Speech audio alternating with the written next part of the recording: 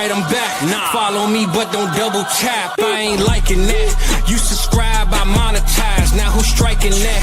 Wanna see the contract? Who got the rights to that? This my story. I spent my whole life on that. Time's up. Shador Sanders with the rollie in the armor. I could do this shit with my eyes closed. The main attraction don't come at me with no side show. I'm selling high, they wanna buy low.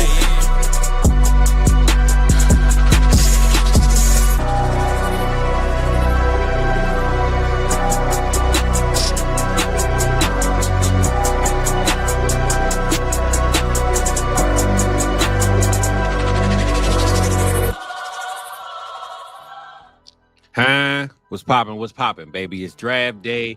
Hey, man, we got a new face on the block up in this draft party. But we're going to talk about the original face first, man. Since he looked a little lost, he had to dip out on us, and he came back. It's on rock while we late, man. He's on stone, age time, but it was all good. It's usually how he rocks it anyway. Rock, man, we in the building. How you feeling, Playboy?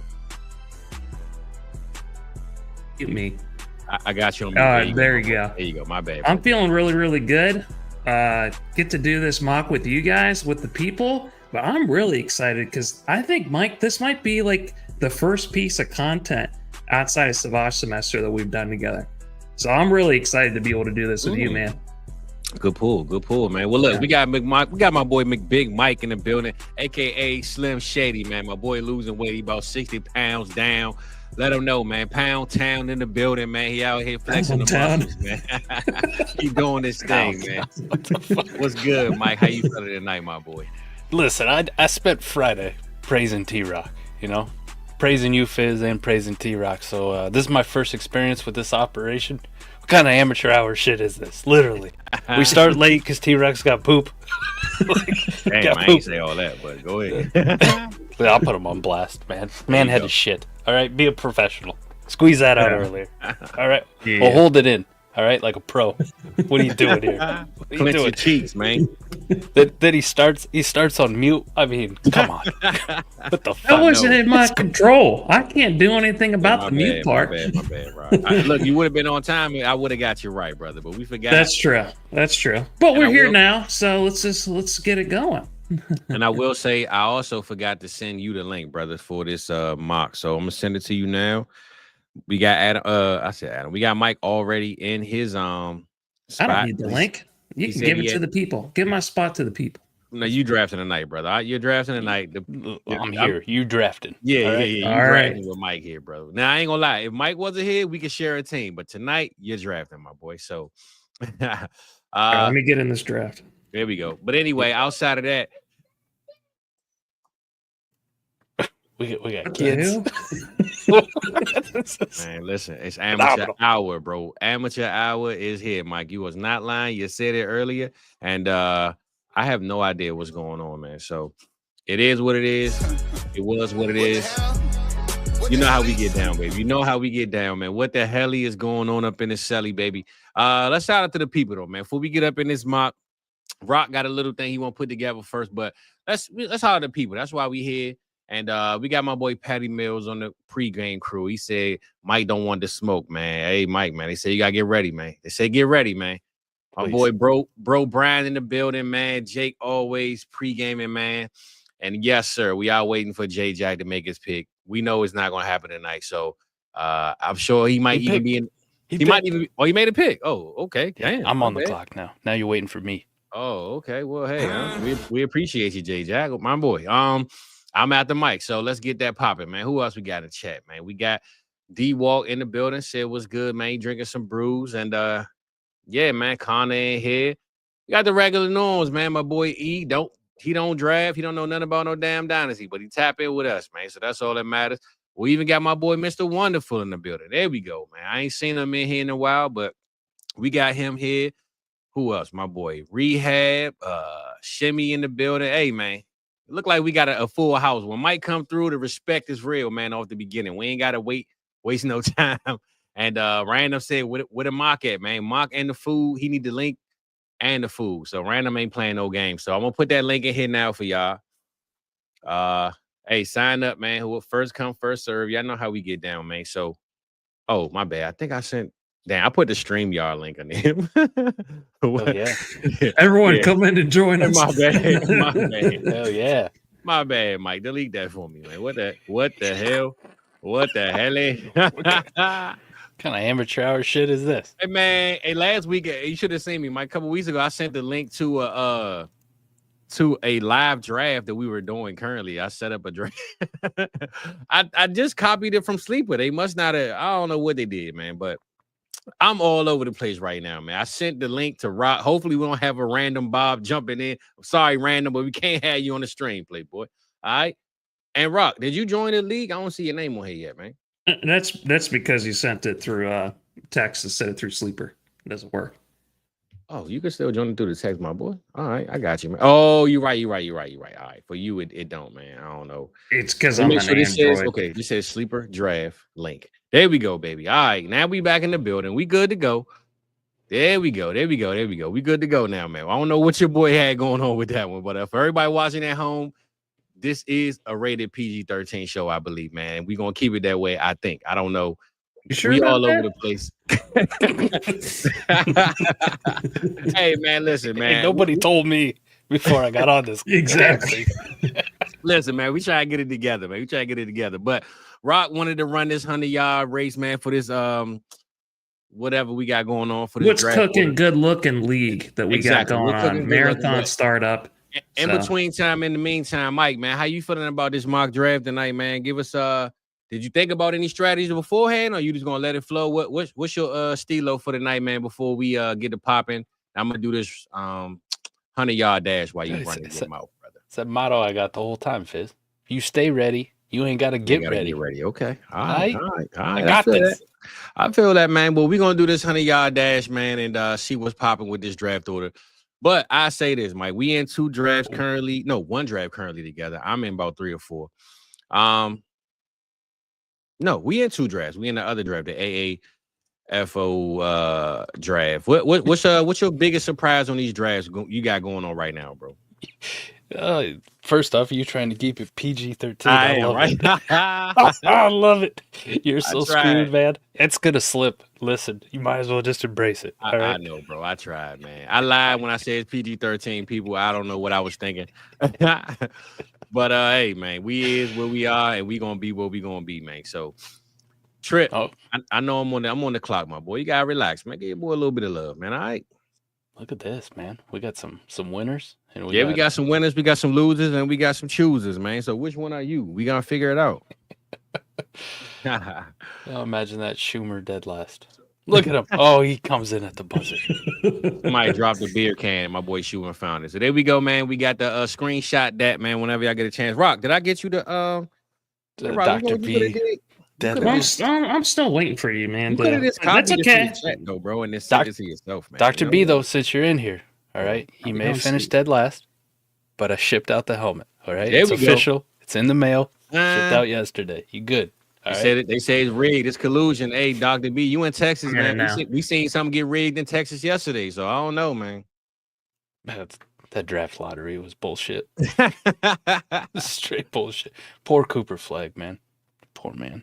Hey, I will say this though, bro. I wish y'all would have reminded me the draft was going on. I'm not an NBA guy that much these days, but Mike, I saw the odds, and bro, $50. If you bet $50 on the Mavericks to win that mock draft, I mean, I said mock draft, to win the draft order, it's about $2,400, bro. If you would have bet $50, like their odds were crazy. If I would have, the NBA draft is so bad because they put it in the middle of a game and it's halftime, and I had no clue this is even going on. It just hit my phone that the draft order is this, and I'm like, what the hell? So let this be a lesson to you, man. I saw it on Twitter. I seen it on TikTok all day with the NBA draft lottery. I already know what you about to say. The best player get traded. Best number one player pick. gets traded. There you go. That team's getting the number 1 pick. So when the Yep. Bucks trade Giannis to the Lakers, We know what's pairing with happening. Luka and LeBron, the Bucks We getting know the what to number do. 1 pick next year. All Yep. right, book Yep. it. Yeah, I was sick, bro. When I seen them odds, and I said, damn, man, even $10 would have won you a couple of hundred. So that was a great little bet, but that we missed out on. But the people are here to see us mock draft. They're not here to hear us run our mouth. So we got 2 spots left, man. Anybody in the chat want to tap in with us, get it popping, man? Let me know what's good. and we gonna get it going, man. So schedule release coming out soon though, Mike. What you looking forward to? I think pretty much it's going. Are we looking forward to anything? Because they pretty much leaked the entire I was just about to say, schedule at this okay, point. so I mean, what is there to see tomorrow night? We know the whole. Like, I seen the entirety of week 1 already on Twitter. Like, what the hell? True. Well, look, me and you, we're gonna have something to talk about Friday, man. Friday, we got the Cowboys and the Eagles. Well, ain't much to talk about there. No, we're gonna talk. We're gonna talk. It's Philadelphia's 4th preseason game. I think that's how they're putting it down. Okay, all right. I hear it. Damn. I hear it, man. Hey, listen, man. It ain't how you start, it's how you finish. But we gonna show y'all boys what's good, man. All right? When George Pickens go out there and knock the Geno cheesesteaks out of one of them cornerbacks, it's gonna be over, man. So what you're telling me is, I need to put money on Zootopia 2 to win Best Picture this year. All right, man. Listen, we gonna put us a wager up on that game, man. We gotta talk, man. All right. You might actually win that, Mike. Zootopia 1 was pretty good. All right, Rob, man. All right, man. Hey, man, we missing one more spot, man. Whoever want to join us, if you're in the chat, it's your first time here. We appreciate you being here. And also, man, don't forget to hit that subscribe button, man. I've been disappointed, man. I need them. Every week, I think we get at least like 1 or 2. I will say that, right? But let's get it popping, baby. I think we got like 40% of y'all just scroll on by, say what's up. Let's get them subscriptions in. We appreciate y'all, man. We love it. My boy D, bro, is back. Brody, we gonna get you on these Tuesday nights, man. The marathon startup, bro. I know you a Dynasty guy. Rookies drafted rounds 1 through 3, 4 and the rest. We draft the rest of the players, bro. We gotta get you on this movement, man. So we gonna get you in here real soon, though, Brody. One of these Tuesday nights, you could let me know today. We got you in, man. Who we got? My boy Random said, meow. All right, man. I ain't messing with y'all no more, man. So we good now. We got the people up. We got the league popping. Let's remove this, and then we're gonna where we at with it. A Campbell toe in for the win just to save us so we can mock. Love that. Stop the screen. All right, cool. Share this right quick, and we're gonna get this draft started, man. So reminder, this is the marathon startup. Please don't draft Jaden Daniels, right? Pick one. All right, Campbell, we appreciate you, brother. All rookies rounds 1 through 3, and at 401 is when the veterans start. So let's go ahead and get it started, man. Yes, sir. Shedeur Sanders 101. Yeah, Mike. So I know this is your first time being a part of the draft. Oh yeah, it's a tight end premium. My fault, Patty. I'm glad you said that. 2-point tight end premium. 2-point tight end premium. So only start 1, but 2-point tight end premium. So I'm glad you asked that. Appreciate that, brother. So, yeah, Mike, I know it's your first time actually, unless you did one undercover that we don't know, but it's your first time actually being involved in the mock, man. What you looking forward to with these rookies going first and it incorporating into the next, bunch of guys playing? We'll see how it shakes out, man. See how many smart people we got in here. I got an idea of already who I'm getting at 10. Well, I'm going to say this, right, Mike? And I said this to T-Rock before. Say you're not a quarterback guy, right? You know, a lot of us, like myself, we'll find a quarterback later, right? I think the cheat code in this, if you can get a Cam Ward or you get let's say a Tyler Shuck, if you just think maybe he starts day 1, right? I'm not saying go draft him. What are we doing? Saying go draft him. What are we doing here? What a steal. Oh, my God. I can't believe he fell to 104. It shizzles every time, bro. Can you get it right, brother? You join the job. I just said it, man. Shizzles. Rookies only, my brother. Rookies only, man. Please. Shizzle's like, look at these dudes. Yeah, man. I mean, look at these idiots. Let Jaden Daniels slide to 4. Man, listen, man. You know Shizzles, his favorite theme song, his theme music. He comes through just so we can go ahead and hook him up, man. So, come on, Shizzles.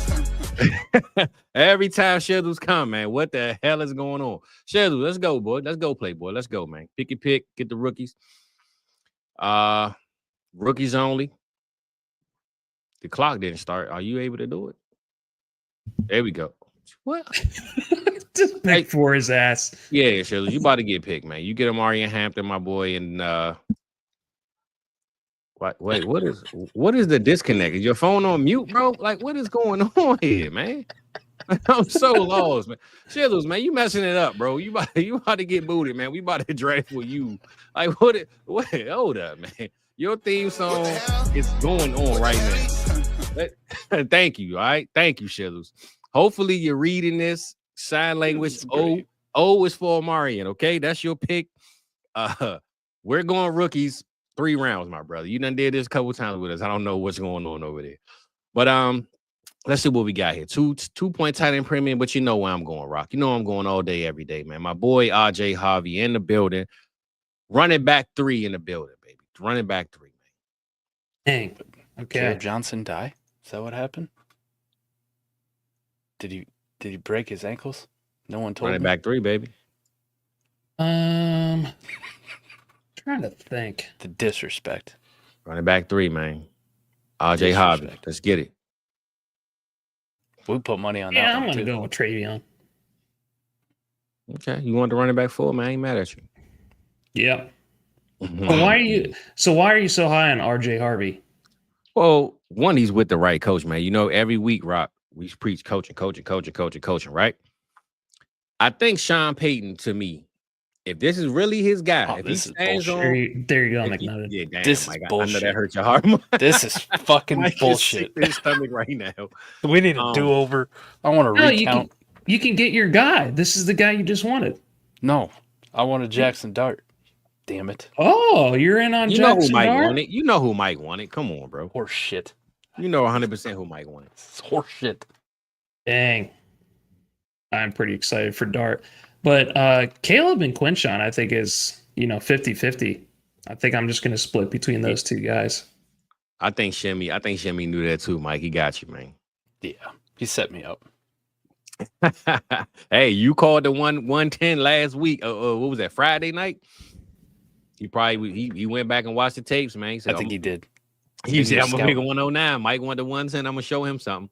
So the good thing is, though, Mike, you get your selection of J-Day, Lamar, or Josh, whatever one falls to you, So that's why I like the 110. Yeah, I'm with you. But so I'm going to say this, right? Back to my point, what I was saying earlier, though. You getting a Jackson Dart. Let's just say Russ stinks. He gets hurt. Whatever the case, Jackson Dart is the starter going to the game, right? Now, though, I'm not saying don't take your quarterback at the 103, but if you got Dart and you get your quarterback, now you got 2. So now you kind of got a cheat code of I don't have to reach for a back-to-back or something like that because I got me a guy who, like I said, if Dart starts or whatever the case, you came up. So I like a guy like Cam Ward. If you not a guy that wants that quarterback at the back end of the round, of the draft in that first round, second round, you can double tap running back or receiver.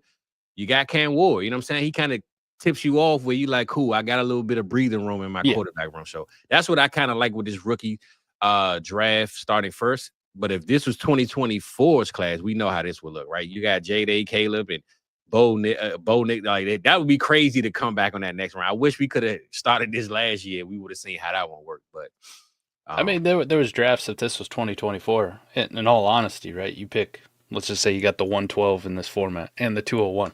You could have walked out with Bo Nick, Michael Penix, and Josh Allen. That's your first yeah, man. That's sweet.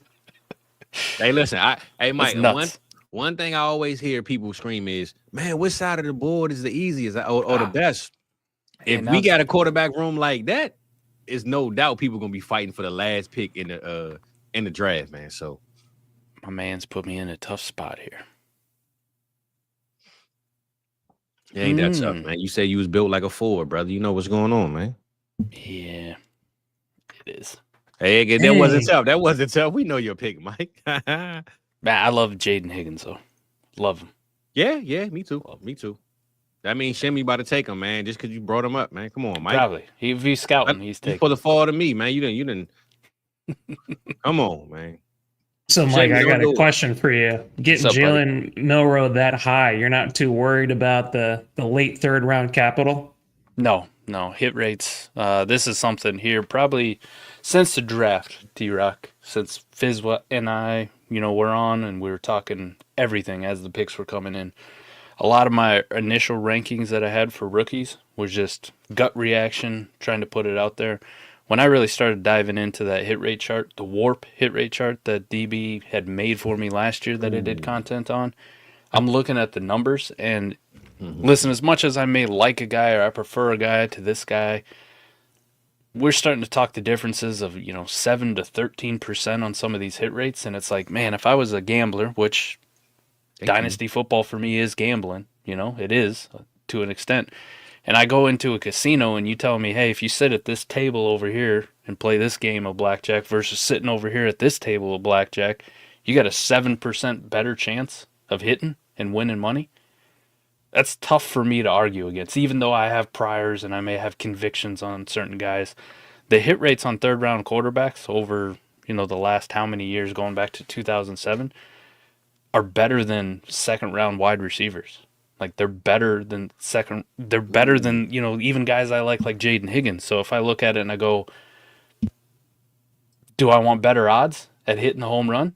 Or do I just want to sit here and, have worse odds and the payoff isn't as great either, right? Like if Jaden Higgins hits, for example, and he's a back-end wide receiver 1, that's pretty good for Dynasty, right? Like, okay, not too bad. But if Jalen Milroe hits and he's a back-end QB1 in Dynasty, you tell me which one's tougher to go acquire, right? Like all of a sudden we're in the Jalen Hurts territory versus another Higgins, like a T. Higgins territory or Devontae Smith territory. People will kill themselves for Jalen Milroe if he actually hits and has an iota of success.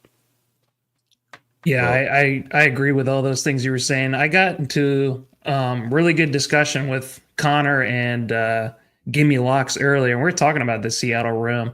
It's tough to know because they gave Sam Darnold all that money, and he was really damn good for most of the season. It's a 1-year deal, bro. It's a 1-year deal, man. Don't let the numbers fool you. It was 2 years, $100 million. But regardless, he played really, really good. He didn't play well when it didn't matter to us in fantasy.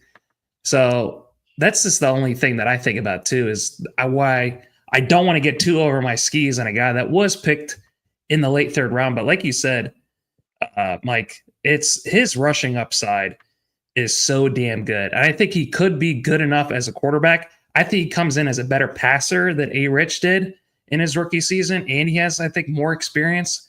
So I don't hate it. I'm kind of mad that I have to spend a 2-3, 2-4 in order to get him in rookie drafts. And that's where he actually should be going to. Like, here's the thing against Sam Darnold, right? He did that last year, which good for him. Good for him. He played well for the most part, right? When it mattered, he shit the bed and he turned into Sam Darnold of old. Like, we all watched that. But he did that with Kevin O'Connell, who's an offensive genius. He did that with Justin Jefferson and TJ Hawkinson, a pretty good offensive line, Aaron Jones, Jordan Addison. Like, he had the weapons around him. The Vikings are a damn good place to succeed if you're a quarterback. He had the perfect situation, and he played well for the most part. Seattle, not really that, right? Like, that's not really going to be their philosophy. It's mid at best. And then the contract thing, while on paper it looks like a big deal, I mean, they can get out after next year for $19 million in dead cap, which is absolutely nothing. And if they get out, they get out before next year, I mean, they're looking at $25 million dead cap. And in quarterback terms, in 2025, that ain't shit, right? Like, the Browns are contemplating getting out of something that's like 70 or 80 million, right? Like they don't care anymore. Yeah, I just wonder why he fell. I'm not sure why he fell, man. That's just the only thing. What the hell? What the hell? You already know what I was about to do, man. To Cal, man. Is this Method Man's brother, man? To Cal. Is this the Cal, man? I'm trying to figure this out, man. All right. Right. Come on, man. Mr. Voorhees put in the chat pretty good here, right? Mike McDonald's got experience with the Ravens organization. Obviously, he's been around the Lamar Jackson type system. He wants the reason they fired Ben Grubb was he didn't run the football enough for him, right? So they bring in a guy who's going to run the football.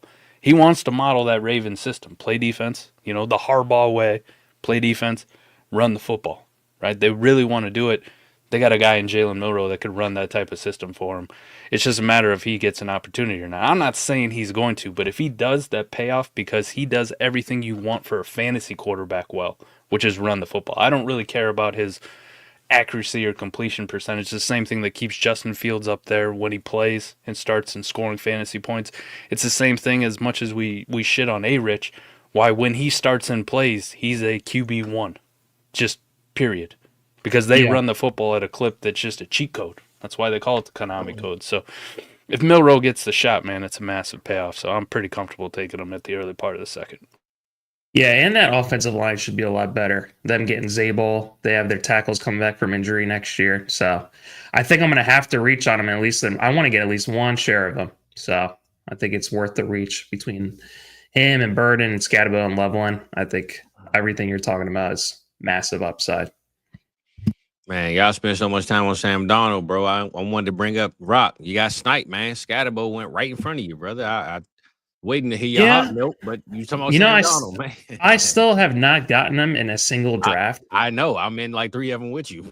I did too good of a job, hyping them up, and I'm paying for it. Between him and Dart, it's rough. Actually, Mike, in the league we in now, bro, Jalen Milroe fell to me at the 206, man. I couldn't believe it. Yeah, sometimes he'll fall down quite a bit. I mean, I've seen him in the mid to back end of, second round with sharp people, right? Like a lot of South Harmon folks in these drafts. I mean, this all South Harmon in this league. Still, sometimes I'm getting him at the 210. It's like, okay. Mm-hmm. I mean, okay, Ward at the 1-4, so to have both of them, Ward and Milroe, man, that was a clean it's not bad. Sweep.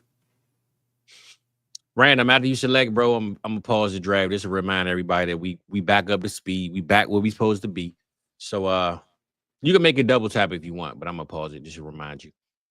But Mike, look at so far, man. While Random makes his pick, what you thinking so far with this rookie side of the draft before we continue on to the vets, man? What you thinking? Oh, we got some people who got a lot of flexibility, right? Because they already got a couple quarterbacks, like for example, Cam and Tyler Shuck. Yeah, I'm not a big Tyler Shuck fan, right? But you can acknowledge he's going to get an opportunity to play. If you hold on to it, I mean, you're looking at a league already where you started the first 3 rounds. It's nothing but rookies, but you already got 2 quarterbacks who are starting on your team. So it opens up a lot of flexibility for what you want to do in these first couple rounds of the real vet portion of the draft. So, yeah. I mean, that's pretty nice. Otherwise, a lot of people didn't really have to make a decision or a direction pull yet, right? Like we're still all in the fluid range, whether we're actually competing this year or we're building a youthful team or we're trying to productive struggle or whatever it is. Mm-hmm. So not a lot of directions have been picked. It's just interesting to see how it shook out with the first 3 rounds, especially with Am Ryan, 56 over here. Boy, Connor, man, he's actually the first one that hit me up and said he started a marathon startup. He made me say, "Damn, bro, you started one before I did." So, shout out my boy Connor, man. He did his thing. I like this draft. 2-point tight end premium. This is pretty much how you want to start right here. So, yeah, I'm with you, man. So I just wanted to break that down. So for those at home that never watched this, trying to figure out what we doing here, why this looks so damn crazy, that 1-year guys are getting picked before Jaden Daniels. Marathon startup. Rookies get drafted 1 through 3, and then the 4-1, it flips that from the 1-on-1 in this draft. So we about to start the regular draft, continue this marathon, and get it popping. So just a heads up for everybody, man. That's in the building. Mike, we glad you here. Everybody else glad you here. And hey, Rock, man, you know how we get down, baby. It's time to pop out. The draft is about to get cranking, baby. It's popping out. Let's get it popping. Round 101, 104, whatever you want to call it. It's going down. So let's get it, baby. Sometimes you gotta pop out and show. There we go, baby. That's it, Mike. We just gotta get a little bit of that vibe, you know? We in the building now. Oh, Mike just had auto pick, man. No matter who it is, he getting one of the 3. There's only 3 dudes in the queue, and 2 of them went. I'm not saying I want this draft to ever look crazy, but I'm ready for somebody that want Jalen Hurts at the 103 or something like that. I just need something to switch up, man. 1 point maybe, man. You make a very good case for him, right? Yeah, I mean, but that's what I'm saying. I mean, I say this: if my fandom got in the way, and I was a Hurts ride or die, I'm taking my guy at the 103. I don't care. You know what I'm saying? Yeah. I put my fandom to the side when I draft. I'm with you. That's why I said me. You know me, man. I'm gonna change it up. I'm all business. Now Bijan at the 4 is some spicy ass shit, right? That is. Make that sure is. to turn shimmy rookies off. Shimmy, Cocoa Puff with that one, man. We got to catch you, Shimmy. We got to watch it, man. Yeah. Hold up, man. Hold up. My boy Shimmy, man. He on a Tuesday night, man, doing this thing, man. Hold up. Where we at, Rob? Got the club going up Huh? Tuesday. I see you, Shimmy. That's a ballsy move right there. I see you, Shimmy. He got the club going up on a Tuesday with that one, bro. Sheesh. You don't see no green colors right there, man. That early. That's a spicy one right there. Is this the what is it called? The vibes or the Damn, it's on me. hookup league settings? Why is Bijan gone at the 404? Because he got the club going up. You ain't just hear the music. So look, it's Fizz said he wanted some spicy stuff. There we go. Got it. It's a 2-point tight end premium. And to be honest, I'm not taking quarterback. I'm not taking Gibbs. I'm going Brock, baby. We're gonna keep it chalk. I'm going Brock for them. I just threw up in my mouth. We doing Brock burgers, man. Brock burgers in the building. You know how we get down. We got the club going. Huh? Tuesday. That's it. It's going Why are you up, hating man. on him, Mike? Does he have short arms too? What's wrong with Brock Bowers? Come on, man. South Harmon, through and through. Tight ends don't matter. Man, I just watched Mike take Hawk and Kittle, man, real early in the draft we in. So I don't know, man. What's your definition of real early? I'm earlier than what you would take him, is what I mean. I did in a 2-point tight end premium. So I just did the same. I didn't take him in the first round of the startup, though, did I? Didn't even sniff him. Sometimes you gotta pop out and show. You feel Listen, me, Mike? we're gonna keep this. We're gonna keep this 100. All right, I gotta defend myself. 6th and 7th round, Fizz. Okay. All right, so just say who went behind them in the round on that swing back there. Give me that. Behind Hawk. Yeah. Chuba Hubbard. Mm-hmm. Xavier Worthy, Zay Flowers, Matt Stafford. Now this is the running back boosting too, though. So Chuba was kind of a good value right there. It's kind of boosted. I'm not gonna lie, Mike. You getting Hawk and Kittle is pretty fucking good. No, Rock. But this is the thing. I think it is too. Iowa but in Mike's standards, it shouldn't happen. Is what I'm saying. That was a good pick, Mike. It's a good pick, but for Mike, it shouldn't happen. Is what I'm saying. Fizz, why did you get Brock Bowers? You could have gotten Hawk or Kittle like in 7th or 8th. In 4 more rounds. Because guess what? I still can, Playboy. I ain't got to do it now. Relax, man.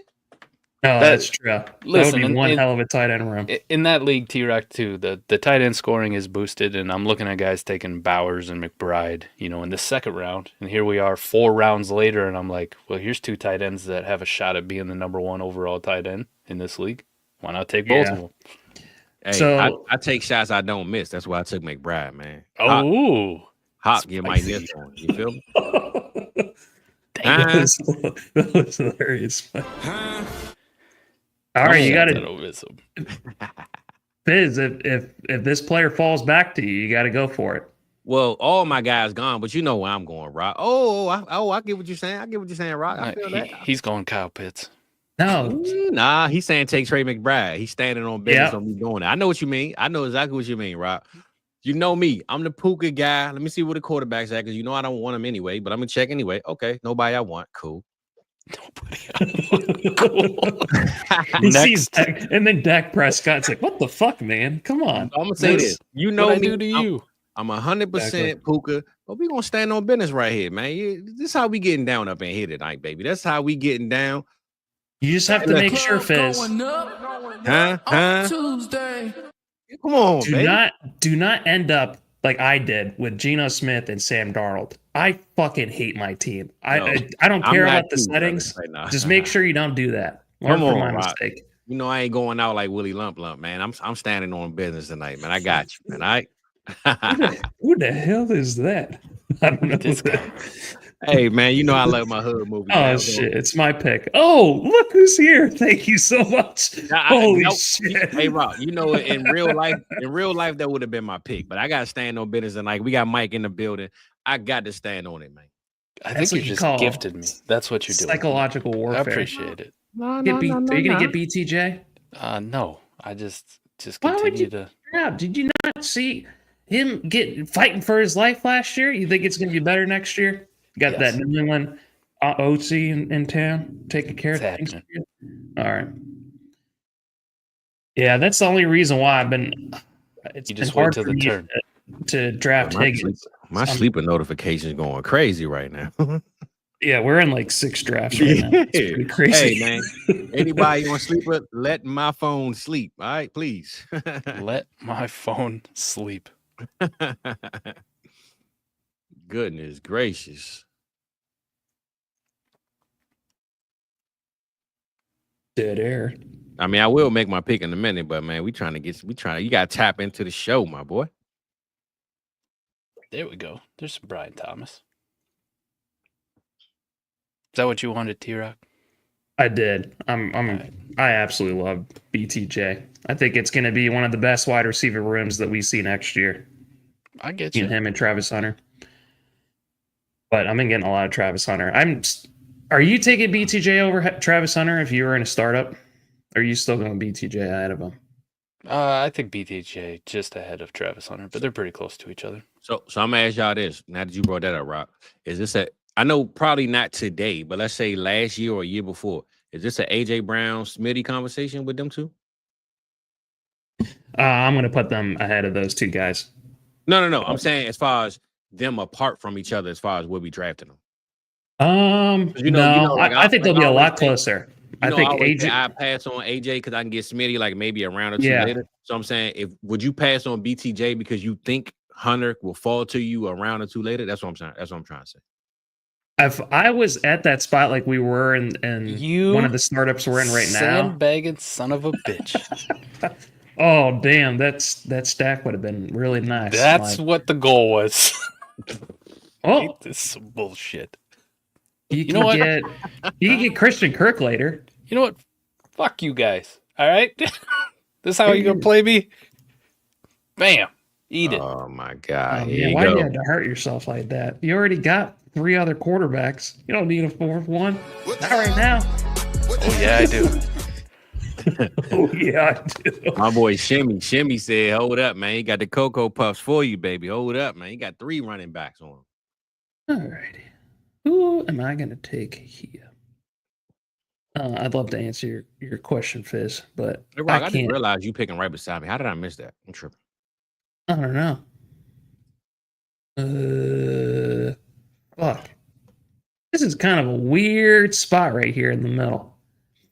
I'm going to go this guy. Let's just see what happens. So this guy. All right. Well, we're going to go young, baby. We're going to get it popping right now, man. We going with the young movement out here, man.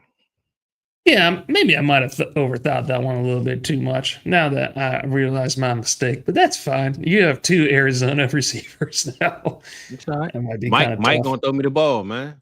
I told Mike we a team out here. We a team. But to what you were saying earlier, Fizz, I mean, I had the chance to draft either Travis Hunter or BTJ, and I just went straight up Travis Hunter. I'm just putting my belief and my conviction on the line right there, even though I absolutely love BTJ. I think they're going to be going within a round of each other. That's what I was saying. Because, I think what this year, the hype is so real, I could see it. You know what I'm saying? But you give it some time to see who's the favorite in the offense with the coach and all that. Maybe things change, but we'll see. I'd say between the two, like if we want to talk long-term stylistic comps, and this is where I don't think you're necessarily wrong, T-Rock. Like I don't think you're crazy or out of the world on this. BTJ was such a surprise and a hit as pretty much the only weapon of that offense there, especially down the stretch, right? And he got hyper-targeted. He was doing everything down the field, over the middle, didn't matter. They were getting the ball in his hands. I'm such a believer. I'm with you in this in Travis Hunter's talent. The only reason I can't put him above is because I don't think most of the Dynasty market is going to react that way right away. Like they're going to need to see Travis Hunter in like a semi-full-time wide receiver role. We'll have role to produce and producing right before they'll make that switch. But long-term, I think you're on to something too, because I also share this. I think they'll probably end up like not health-wise, okay? So don't take it the wrong way, but a Jamar Chase and a T. Higgins, right? T is very good in his own right. T could be an alpha just about anywhere else. But the alpha on that offense is Jamar Chase. And I think that's the Travis Hunter role, right? That ability just to dominate after the catch, that ability to get the ball in his hands, that ability to take the number 1 corner all the time. Like he has that ceiling.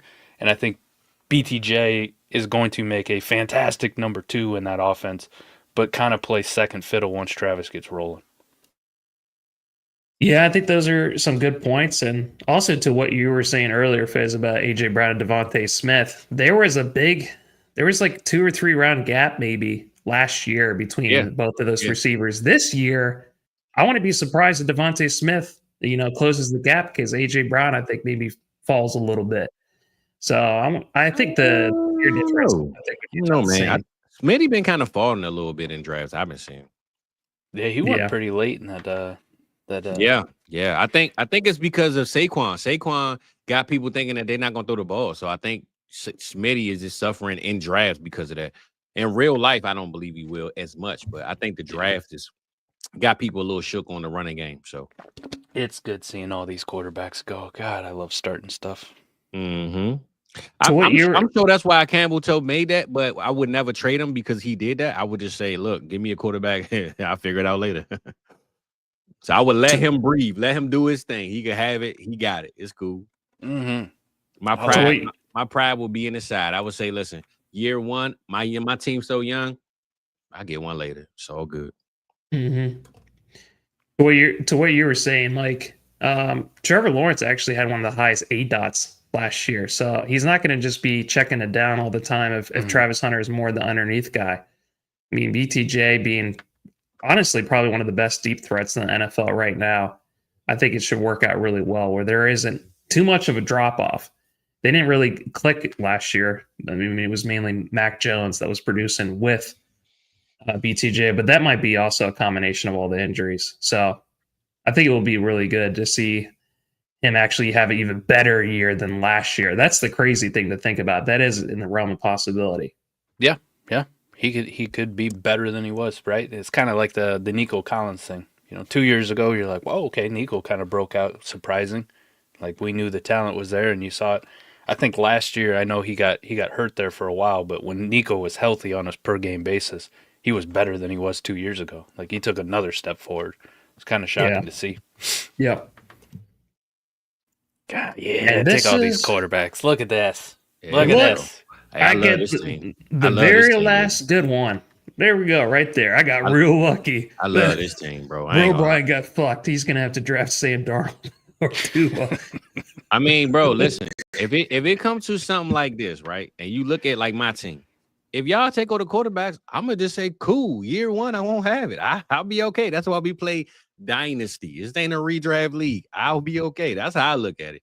I let you do what you gonna do. I'm gonna figure out mine later, man. I don't stress over not having it. You might be kind of stressed out if next year the quarterbacks aren't all that great. Maybe, but the guys taking all the quarterbacks is waiting for you to make a trade, and if I don't make one, I'm gonna just continue to just figure it out.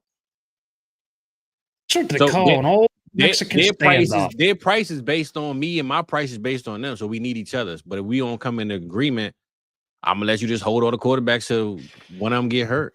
Till kingdom come. See, Fizz, you're in a position, right? The anti-quarterback order.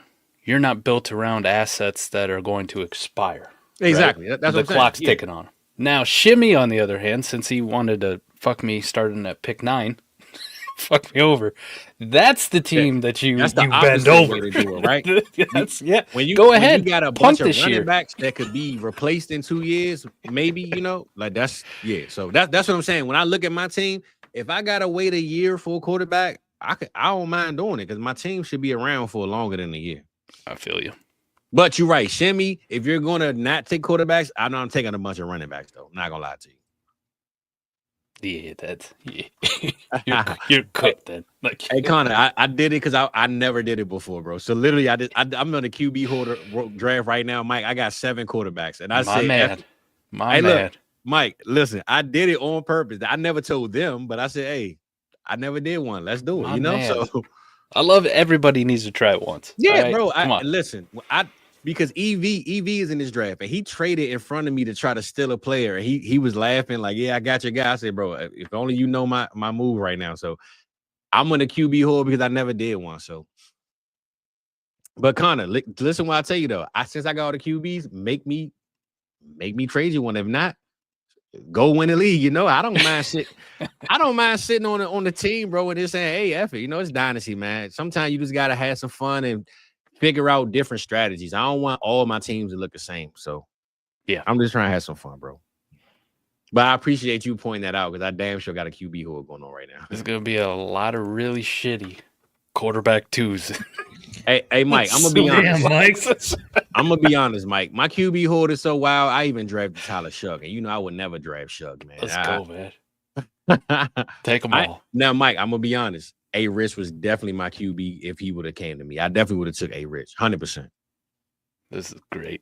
I'm a shout out my boy Mike again. My boy had the cojones that took A Rich in that draft the other day, and it made me go in another league. And the next round, I drafted A Rich. I said, if Mike taking him, I got to stand on business too, man. Hey, listen, I took him in the 5th round of that startup, right? And for a lot of people, that's too early. The A Rich hate is through the moon, and I heard the Daniel Jones was a starter. All I can say about A Rich is if he is in this Justin Fields category right now, and people have no problem taking Justin Fields right now, but they seem to have a big problem taking Anthony Richardson, and I don't get it. When A Rich plays, he's in that Justin Fields category because of his legs. He is a threat for a top 6 quarterback week like that. Mm-hmm. Listen, the long-term security definitely may not be there. This could be his last year, being a starting quarterback. For the Colts, kind of like Justin Fields, maybe he'll get a couple shots elsewhere down the road if this doesn't work out. But for fantasy purposes, if A Rich is starting games, he is in my lineup, at least in my QB2 spot, because he can drop a 20-25 burger like that every single week. Hey, listen, Mike, when I saw you make that pick, I said, I know who I'm taking in this other draft because Mike didn't made me recognize, like, you know what? It's worth the risk, bro. Because I've been screaming this all summer, but I still ain't kind of stand on it. But you kind of surprised me with that move. I ain't gonna lie. I get the hate, right? It's not something you feel real good about, but the payoff is pretty big. If he puts it all together, let's say A Rich goes through the whole season and starts, and he plays pretty well, and they decide, yep, this is our direction. We're starting A Rich. He made some progressions. I mean, you're looking at a guy who's just going to shit a back-end QB1 season with not really having to do all that much crazy stuff. Mm-hmm. You're talking about next year in startup drafts. Where's A Rich going? You think it's in the 5th round? Oh, no, boys. You're right. No, sir. You're talking about a kid that's going to be in the 2nd round, if not the back end of the 1st round, pretty easily. No, you're right. It's a pretty easy climb for him to make. Now, granted, if he's terrible all year, I mean, we're looking at a guy next year that we might be taking in the 10th or 11th round. So there is the risk and the downside, but the payoff is pretty damn big. You tell me how many other guys you're taking in the 5th, 6th round of a startup right now that have that type of upside. Not too many. Also, who's threatening Justin Fields? Tyrod Taylor. So there's pretty good chance they're going to stick with them all season. It would have to be so bad that they'd have to draft a quarterback next year. The A Rich thing though with Danny Dimes, weren't we just dunking on this man last year? Dimes, how terrible he is. Yeah, but did you also not know that we were also dunking even harder on A Rich? So that's the wild thing, man. Like Daniel Jones is now the savior in Indianapolis. Definitely not the savior. He's just the lesser of two evils, I think. He ain't throwing the ball in damn stands, hitting people with popcorn. This kind of feels like when people were calling for Derek Carr's head last year, they wanted Spencer Rattler to play, and then as soon as Spencer Rattler started playing, they're like, "Get Carr back! Oh God, get him back! Get him back! Get him back! I don't even care." I don't know. I'm pretty excited, actually. It's a far shot, I understand, but Riley Leonard, I mean, if he can get a shot by the end of the year, if things are so bad, I think that would be pretty fun. Listen, I heard E on his America's Game podcast with Adam last week talking up Riley Leonard, and like I almost vomited in my car ride. Like, good job, E. Good job. We're seeing the tape the same way, so I appreciate that. Yeah, I watched that guy play football. I saw the tape too. Did you see that championship game? He looked pretty good that second half. Give me Sam Ellinger. No, come on. You don't actually mean that. All right. He's got the rushing upsides. That's why I give him a little bit of a pass. But yeah, like I said, he's on a good note. I don't have to take any quarterbacks because there ain't like one's worth of shit left. They're all disgusting. Well, in there's case still you one didn't know, left. Mike, we going 15 rounds tonight. I don't know if you knew that or if I said that out loud. Yeah, I'm just saying all the quarterbacks are disgusting, and I don't want to touch them you. there. But you know what though? This is our first true, other than Camel Toe too, our first true QB horror. So this is a good way to break it down too, because we haven't had this yet. So It's a this is going to be some real disgusting quarterback rooms. Let's just I feel sorry for you people. This is a real league.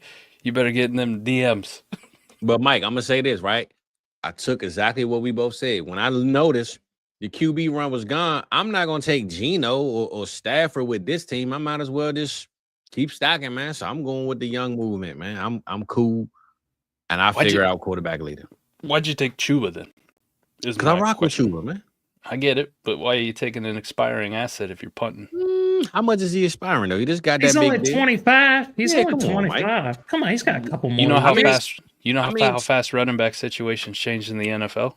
Yeah, Pretty fast, but he was really good, Mike. I say really this though, Mike. I say what if he's mid this year? It could, but I say this: I'm not taking Chase Brown. I don't trust them running the ball consistently. I'm not saying to take Chase Brown either. I'm saying I'm not touching the running back position there if I'm punting. Maybe. But I think Chuba is a great value, though. To me, for not having no running back yet at all, like I got Harvey. I got Higgins, Marv, Rome, and then the receiver. So I like Chuba. I ain't gonna lie. Maybe because I'm a Chuba fan. That's why I took it. If I had to say one thing, I would say I like Chuba. I'm not saying you couldn't trade him to some contender in season if Chuba's playing. All I'm saying is if I'm saying I'm punting year one, I'm not touching the running back position. Like I'm good. Like I'll pass. I don't want to put any faith into somebody who can easily get replaced and churned out. I feel you. Let's just say maybe he takes Kenneth Walker at that spot, regardless of the pick. The Panthers should be a better team. I mean, Bryce Young hopefully is going in the right direction. They did draft Tet. Hopefully their defense should be better. So shouldn't it be a better situation? There's no one really threatening Chuba Hubbard there. Possibility, right? But here, I'll give you one. About this time last year, right? Heading into the season, we had a running back who got a contract. You're like, okay, that's their dude. Young running back who'd played well at times. The situation got better. They had drafted a quarterback finally to that fucking team in Ramondre Stevenson. And here we are sitting here a year later. How do you guys feel about the Rhino after they draft TreVeyon Henderson? Right? I mean, that was a running back, a young running back who got a contract, who had played well, and the situation had gotten better for him, and the team said, oh, you're not really our guy anymore. Let's go in a different direction. But I think it's different, though, Mike, when you like the guy. Like, I rock with Chuba. I talk about Chuba every week. So I'm rocking with him, man. I'm a roll with it. Mike, we let our feelings get in the way. Every team is our guys kind of team. I mean, just look at me and Fizz's team. Even if we lose, we're not going to lose. I get you. I'm just throwing it out there. I'm trying to play devil's advocate. You 100% right, but when you tell me I shouldn't draft my boy Chuba. Damn, all these picks suck. What the hell? You know how I'm rocking, baby. You know how I'm rocking. Mike, well, that was a good pick, Mike. Good pick. Quarterbacks. That's why. Because even you, Mike, taking Walker and Hill, forget the QB. You got value. You could trade Hill by week 6 to somebody that just needs somebody really bad. Like Hill and Bryce Young could be a package for anything. Well, the hope is, right? Let's talk this out like this is a real league. Mm-hmm. So we're doing this. And you QB hoarded here, trying to take players that are going to put points onto my team in the hopes of, in the next 4 months before the season starts, I can get a deal for one of these quarterbacks to somebody else that thinks they're contending and start to fill some of the other pieces. That way you don't have such a mountain to climb. Yep. Like if you want to compete and try to QB hoard at the same time, you got to take some of the old crusties who are going to put points onto your team. Otherwise, if you're not going to go that route, like you got to do like what Campbell Toe is probably going to end up doing, unless he goes the same route either. You're going to take those useful upside plays and then just build this out for 2026 or 2027. Like that's going to be. Well, I will say this though, Mike. Right? I do believe also, because this is my first QB hoard. Sometimes you just gotta try shit, man. Throw shit on the wall, because especially in leagues like the one I created. I made all my leagues this year $25. It ain't gonna break your pocket. It shouldn't have you in bankruptcy. These are 3 leagues I created, $25 so that you don't feel stressed that have to keep this team if you messed it up. I mean, I have to leave the league. You know what I'm saying? $25 shouldn't kill nobody. So I made the price lower to add more to my portfolio, but also make people just say, hey, man, I'm going to join and just try to figure it out. And I think with the price being what it was, especially, I'm definitely doing the QB horror. You know what I'm saying? Like, I pay for 3 years with $25. So I get you. It's worth the QB horror to me. Now, right here, baby, he failed. He shouldn't have failed. My dog, you know how we rocking, baby. You know how we going. My boy, ain't Kyle no one gonna take him. It's good. Yeah, yes, they are. No. Because my boy Heem just took him in the draft. No, Gimme Locks took him in the draft. We were just in the Vibes League, and I knew he took him because he knew I wanted him the next pick, bro. It's gonna happen, Rock. Trust me. One thing I learned about doing content, man, these people will snipe you only to get at you. They don't give a damn if they like. We need to play start you. talking about people we hate. That way they draft them. So I think they're talking about Zach Moss and shit like that. They know the real and the fake, Rock. They know how much. Look, soon as he drafted Pitts, everybody in the comments, Fizzle is sick right now. Like everybody knew. So you're famous, man. They're gonna come for the king. That's what it is. I got people on Twitter trolling me about Pitts, and I don't even know who they are. So it is what it is. I love this, man. He just sent random Bob into a spiteful rage. I QB hoard because I live on spite too. There we go, random. Good. Throw away your money. I don't care. I'll still be here. It's always good. I'll find the next draft you're in and do the same shit. Like, just keep the cycle going. It's fun. Love it. My boy Rob said, are we answering questions, man? Yeah, Rob. Yeah, absolutely. Go ahead and drop your questions, Playboy. Man, one of these days, we'll get Rob to either A, send a super chat, or B, join the Discord. Well, I don't think he can send a super chat on this channel, though. He can on this one, so he's got to pass I'm letting on him this. go ahead and rock. But Rob, as soon as we get them 500 subscribers, send these to your famous friends and your buddies, and then you got to give us a super chat, man, for all these questions. But we appreciate you, though. The last time I told Rob to join the Discord, he said he couldn't afford it, which I promptly replied, it's a fucking dollar. $1 a month, my dog. $1 a month, man.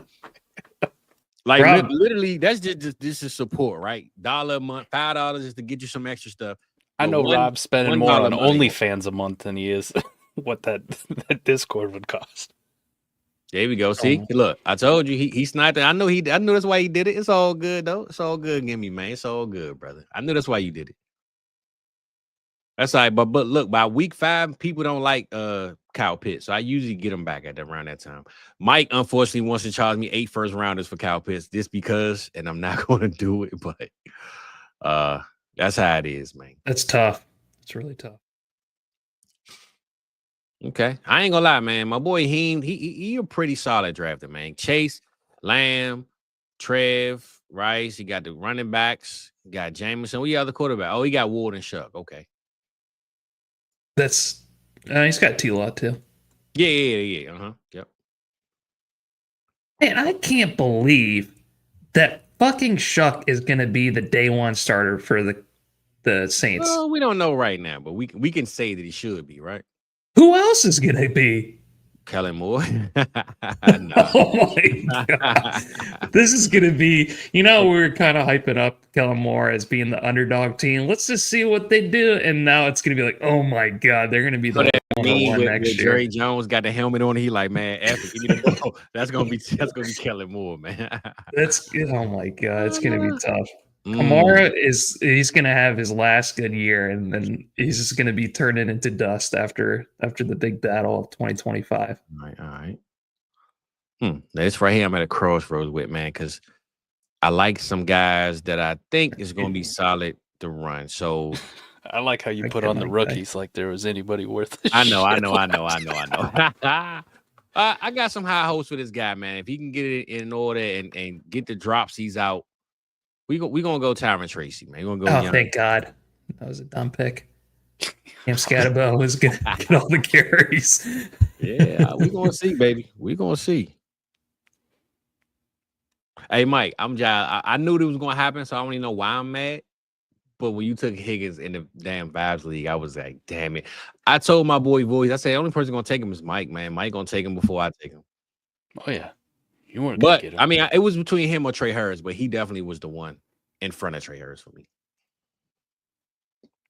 And I just seen Trey Harris go in the other league. That's what made me think about it. We'll see if you can snipe me on the way back. All right, Rob put his question on the chat. Okay. Let's see what you got, Rob. He said, thoughts on this trade. I received JT, BTJ, 27 first, 26 second, and I traded DK Love, 101, 26 third, full PPR, 0.5 tight end premium, and I'm a contending team. So pretty much he got Jonathan Taylor, BTJ in a first and a second, 27 first though in a second. For DK Love 101. I think you sent this to brag, bro. This sounds like a brag to me. What? I would have smashed this one, man. Like ASAP, brother. I would have smashed right here, man. What you thinking, Rob? So I'd take the 101 and Genty over BTJ. I would take Love over the first, and JT. I would take Love over JT. And then it's just basically a second for DK. Am I reading that right? I mean, I look at it as a JT plus the first for Love. That's how I would look at it. JT and a 20 and a 27 first for Love. That's how I would look at that trade. Because I wouldn't put JT and Love as a that's not a comparison trade to me. Yeah. I guess it's okay. If you love BTJ and want to have that future, that's the other thing is too that first is 2 years away. So I mean, a first that's 2 years away is basically like a high second. Is the way I look at it. Well, he Quality-wise. said he's contending, but I will say Jonathan Taylor gonna have a dog year if he starts and he's healthy, bro. He's gonna kill this year. BTJ is BTJ. You had a 27 first on top of that. I don't know what his quarterback room is, but he said his running back room currently now is Josh Jacobs, JT, and CMC after that trade. Yeah, it's not too bad. I mean, you're basically giving away like what you were saying earlier. If the 101 and BTJ cross each other out and you have JT and the 27 first cross out J Love, then it's basically the 26 second for DK, which I think is a loss. But I mean, DK is kind of on the downtrend until they get a quarterback, which they will. They're going to roll in there with look, this is his QB room right now. Lamar, Herbert, Goff, Penix. Yeah, trade Love, bro. I'm doing this trade all day. Yeah. You want to trade to me, Rob. That's how I say it, brother. Yeah. I don't have a problem with it. It's just tough with the 101 and BTJ. That's the only thing that's kind of tough. So I hope you love BTJ and JT. So I don't think that's a bad consolation as far as what you're getting back in return. No doubt, bro. Hope we help you out, my boy. Tell Shaq, man, come join the stream next week, all right? Hook us up, man. Oh, he said Mike thoughts. He don't care about us, man. He want to hear what Mike said. Come on, man. What the fuck you need me for? He said, F what they talking about, man. We need Mike. He said it's Tuesday, baby. The club going up on a Tuesday. Do you need me to pull it? Oh, no, Mike, you can see it. So I don't got Yeah, I got you. DK, 27 first. I'll just cancel that shit out. Take it out of the deal. We good. I mean, you're borderline on both of them. 101, and then I'll cancel out on the other side BTJ in the second. So now we're down to JT for Jordan Love in the third. Oh, yep. Would you rather have Jordan Love? I'm not wasting no time on these in the third or Jonathan Taylor? It's trash. That's kind of funny how you equated them. I mean, it makes a lot more sense for Jordan Love in the third. Right? Yeah. Unless I missed something, right? DK and 27 first gone out of the deal. 101, BTJ, and the 26 second. Done. We canceled out those sides. So all we got left is Jordan Love in the third or Jonathan Taylor. I'm taking Jordan Love in the third over Jonathan Taylor. Yeah. I'm going to come back with him. All night, Rob. So I want the Mike other in side. The building. I want the other side, personally. Yeah, I think it's at best it's kind of fair. At worst, I would say the left side too. But from a contending perspective, with this QB room, it might be worth it. That's I the only thing. don't know where that first projects to. Like we all Yeah. play in leagues with absolute dog water fish that are always terrible. Like dudes who like Damn, Steve Fizz, you got enough tight ends? Steve fucking sucks. Like Steve always fucking sucks. Steve's like random Bob man. He's gonna blow up his team because he's mad somebody quarterback ordered and then bounce. So this is gonna be an early 27 first. And if that's the case, then yeah, shit, give me the shot at 27 first. But if this is some competent manager who could or could not be good, we don't really know. 2 years out, I'll take the Jordan Love side. Hey, shout out to Kyle, man. That was my pick. I didn't even look at the logo on your damn name, bro. I should have took him first. Damn, bro. Good pick, brother. Oh no, shit was timed out. You're gonna have to help him. Oh my god. Do it for him again. Man. Jaden Daniels listen on the board. What does team need? He probably needs He needs a kicker. Get him Tyler. Yeah. Running back or tight end, but let's go tight end. Give him Kincaid. He sucks so much. Just give him Kincaid. That's what he deserves. Kincaid, he sucks. Yeah, let's go. He a Dallas guy. Let's give him Jake Ferguson. Why do you gotta be nice though? Well, he's trying to be a Connor little getting Kirk Cousins. What the hell are you doing, Connor? He was gonna be there after the draft was over. Just asking for a friend. Was Jake Ferguson good last year? He was hurt, so he can't be good if you're hurt. Well, if Dak is playing, he's good. Yeah. Come on, was Mike. he good though? If Dak is playing, was Dak playing? If Dak is playing and he's playing, he's good, Mike. He is? Yes, he is. He's pretty good actually. As the number 2 option, right? Yeah, but in that high passing offense, he might be the number 2, number 3. I think how's he going to be as the number 3? I think he'll trade weeks with Pickens. I mean, that's still his dude. Yeah. I'm really high on Pickens. I think the target differential between those two at the end of the year is going to be pretty fucking substantial. Yeah, it might be. I'm pretty high on Pickens too, but I think for a value, I mean, Jake Ferguson, he's gone, in this 12th round? That would be... You can't forget the savior, Jaden Blue, the receiving back extraordinaire. Oh, my God. Just throwing it out there. Mike, I'd love to hear from you. What are some of your favorite landing spots with these rookies? I haven't gotten to talk to you that much about the rookie draft. What's some of your favorite landing spots? What's some of your least favorite landing spots? Oh, the Caleb Johnson Steelers landing spot was pure sex. Yeah. Couldn't have dreamed up a better one. Is it better now because of the Pickens move? Didn't matter. Didn't matter. No, I'm saying, but is it better though? So I'm just saying, is it better? Listen, my early comp for Caleb Johnson, people got pissed at this one because they didn't listen to exactly what I said. Coming out of college, Le'Veon Bell. Okay. Le'Veon Bell in Pittsburgh. Mike Tomlin's familiar with it. Heavy zone running scheme. They love them zone running backs, and Caleb Johnson's fantastic at it. So I thought that landing spot was great. The RJ Harvey one with Sean Payton. That was a nice one.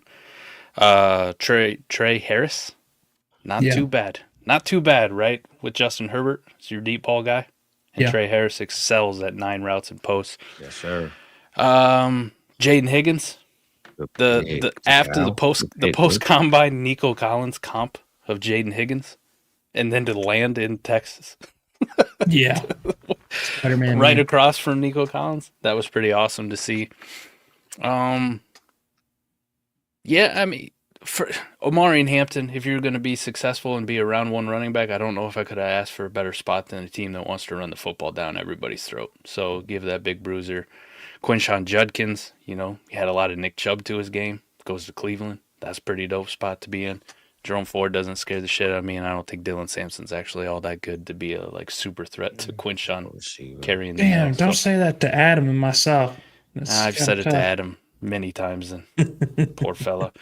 So no, there was a lot of good ones. It was probably most depressing. There was a few that you're just like, damn, really? Like, why'd that Bucs? What were the depressing ones? Ibuka going to a team that has Mike Evans, who just re-signed Chris Godwin, and Ibuka needs to be in that Chris Godwin role. See, I'd love to talk to you about that, because that is my favorite landing spot of any of the wide receivers, because how much can change in just 1 year? Like they Good. have a top 10 quarterback. Let's see how much they change from an offensive perspective with their new OC. But And with those two older guys, I'd be with you if he wasn't still going as early as he's going, and you were getting the discount, and there were more people worried about it, but there's not, and that's concerning. You know what? What? It's about time to take a tight end. There you go. Hey, Mike, that was going to be my pick before Hollywood, but I said I got enough. But that was definitely my pick, though. You do have enough of this. Damn. I mean, 2 points, though. Maybe I could trade him or something, you know.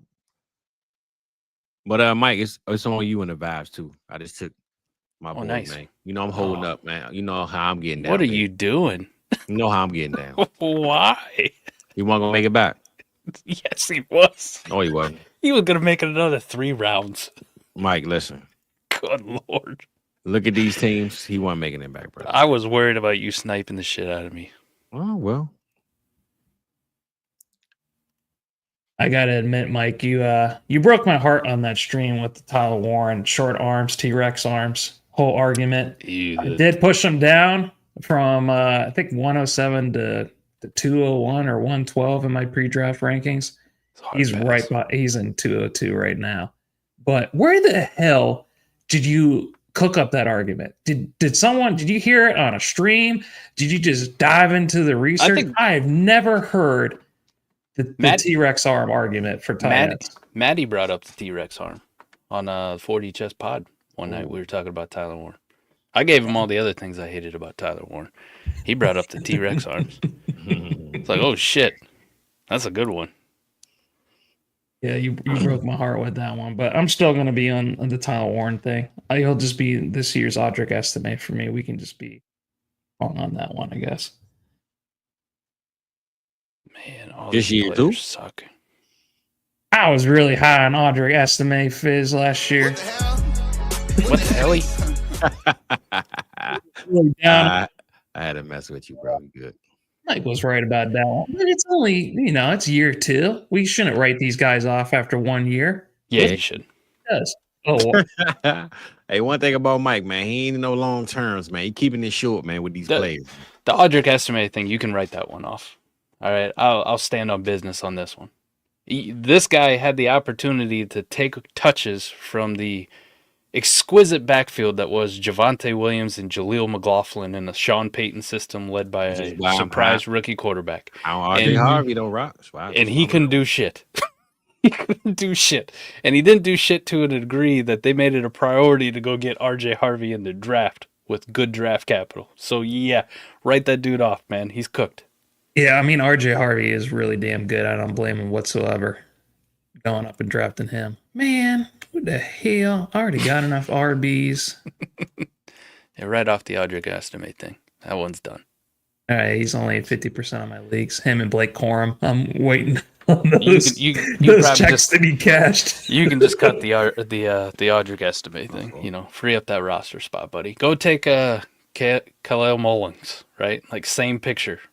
But we haven't seen him suck yet, so you don't really know if he really does suck like we all think. Man, Khalil and his other teammate out of Michigan were at the very bottom of my rankings for RBs, man. I have no faith or hope in those two guys. Right. No, the Tyler Warren thing, though, like I hate to dash everybody's hopes on him. Like, I don't know. I pride myself in tight end scouting, if you are aware. Like, I've had a few successes over the last couple years. Sam Laporta, Tucker Kraft, you guys are welcome. Those are pretty good. Yeah. Told you guys not to draft Dalton Kincaid. Nobody listened to me. Here you are. Now T-Rock says he sucks. He's good. Does suck. The Tyler Warren thing, listen, when I put on the film, I see a guy that plays like John Riggins, which is awesome. I love seeing the ball in his hands. Like, he's a fucking animal. He's built kind of like Rob Gronkowski, which I get the appeal. He can't run routes at the tight end position. Like, he looks like into people. He looks like a left tackle running routes. There's no separation. When he does get separation, it's because he's covered by a defensive tackle. So, listen, he relies on his physicality to moss people. We have tons of tight ends in the league already like that, right? Donald Parham's 6'8", 250 pounds, and how good is he? No one cares. Donald Parham was not taken with the 14th overall pick. Jelani Woods. No one gives a shit. Right? Darnell Washington is literally the size of a left tackle. No one cares. Good pick. I was No going one to sneak cares. that one with my last pick. His production, his advanced analytics, and his metrics are all going to look great because he had a shit ton of yards and a lot of touchdowns. Go watch the tape on it. I did. Two people, I guess, could watch the same tape. I'm serious, with though. different things. Go watch the USC tape. That was his best game of the year, production-wise. Mm-hmm. Now, T-Rock, tell me how much of that production came on real NFL-style routes, like real routes where he ran out in a pattern, was covered, got separation, made the catch, or did some stuff. Yak. Everything he did in that game, I'm telling you, is like 90% manufactured. Tight end bubble screens. He's lining up at center, snapping the ball, and then running a route down the field. He's running a tunnel screen. He's running an option route, or he's getting left wide open. Nobody fucking covers him on a wheel route. I'm not really putting a lot of faith in a tight end that needed manufactured touches, right? Like he's some sort of gadget Rondell Moore at the tight end position to be the kid who's going to carry my NFL team or to be who I run my offense through. On top of the fact he goes to a defunct, not very good passing offense that we have all these Anthony Richardson concerns. That part is tough. Right. And Daniel Jones, too. Like they paid Michael Pittman and couldn't figure out how to get him the football. Well, that's because, their quarterback couldn't pass it to him. But he's gonna hit T-Rex arms tight end who can't run routes. Well, I heard they're gonna use him as a Taysom Hill type of guy. I read a report today about that. So their quarterback already is Taysom Hill. Hey, listen, my boy Shane Joe, man, we appreciate you chopping in, bro. Get on the YouTube side for me, brother. But he said, "What the hell is going on, man?" Hold on, Shane. My boy pretty much just said, "What the hell?" I mean. He came into the stream, probably looked at the top of the list and said, man, what the hell kind of draft is this? So Shane Joe, this is a heads up, man. This is the marathon. You start off rounds 1 through 3, only rookies, and then you start with the veterans at the 401, brother. So next week, man, tap in with us and you could join that mock draft and figure it out yourself, So I'm glad you're here, though, man. Glad you're here, my brother. Last pick, though, I'm not going to lie. My boy Shockwave took Flacco, and I was going to sneak and get him with my last pick just to say I got me a quarterback, but he took him. So I ain't going to hold it too long. We only here for a short time, not a good time, baby, or vice versa, whatever it is. So, Mike, what I'm going this round, man? What I'm going? I don't know. You should take another running back who's going to die on this roster. Yeah. That's what I was thinking, too. But I could go Mooney or Coca, though. I think they got some time. There you go. Honestly, I was going to go Trey Benson, though, but... Ew. I'm closing out with Florida State, baby, but we're going to go ahead and switch it up. We're going to switch it up. You know what? Let's go with dollar bills in the building. Fizzle dollars and dollar bill. We got my boy Leggett. And I want to do some Coke. We got raccoon soup in the building, baby. So... Oh man, my boy D-Walk say he missed the whole show. That's why we got replay, brother. But we appreciate you here, though, man. My boy D-Walk. Oh my God, Shimmy. Jesus. Just tapped in with us, man. Appreciate you, my boy. Speaking of knowing tight ends, Mike. Hey, look at this guy. Hey, who? Look at this guy. Why the hell did your dude fall so far? At least he did get drafted. It was the third to last pick in the draft. It's Shimmy right now. Just so he can become my greatest hit ever, T-Rock. That's what it is. The underdog. No one. That's your Brock Purdy. Your Brock Purdy story. What the hell? Shimmy just took the whole draft by storm, man. What is going on here, man? Dude, he just did it for vibes. All right, I'm gonna go off. Appreciate you, D-Walk. Appreciate you, baby. There's the starting QB of Pittsburgh one after that. Yuck. All right. We in the building, man. We in the building. So, look, man. Hey, Rock, how do we finish the draft an hour and 18 minutes with an extra person? And we BS'd around for an extra 15 minutes, right? It's like the fastest draft we ever had. You know why? It's because Mike is on, and, when you're having a good time, good times fly. Well, what the hell is the damn phrase? I just screwed that up. Yeah, I don't know what you was. What I'm trying to We about to fly you out the window, man. But I'm trying to figure out, like, literally, bro, this might be the fastest draft we've ever had, like, just straight up round for round. So, Mike, we got 3 people now. Let's go team for team. Let me see. Mike is 10. Rock is right behind me. So let me see. Let's start get with Mike. Campbell. Mike at the 103, and then I take the 102. So Rock, you go 101. You go 101. Alrighty. So starting off with Campbell Toe's team. He didn't fuck things up by getting Ashton Genty. Good job there. Kyle Williams, I do love him. Dylan Sampson, pretty hopeful for him. Saw him in training camp, mini camp, look pretty good with Judkins. Then he takes a page out of Mike's book and goes QB Horde. So hopefully he's in a league where people trade. Otherwise, his team's going to suck. I love the Downs. I love Pearsall. Tucker Kraft, Isaiah Likely, solid tight ends. Both of them probably back in number 1 tight ends. And Jalen McMillan, I'm kind of on with the Mika Ibuka pick. And we'll see about Jatavion Sanders. But overall, man. Well, I say this, man. Hey, when you go like that, at least he has the youth on the quarterback side with May, Bo, JJ. If Fields can get another contract, or, so I do like what he did with the right quarterbacks. He didn't just reach and just say, let me just do a QB hold. Who's trading for Geno and who's trading for Stafford? I feel that's the only thing. I have both of those guys in leagues. I can't get a fucking second for them.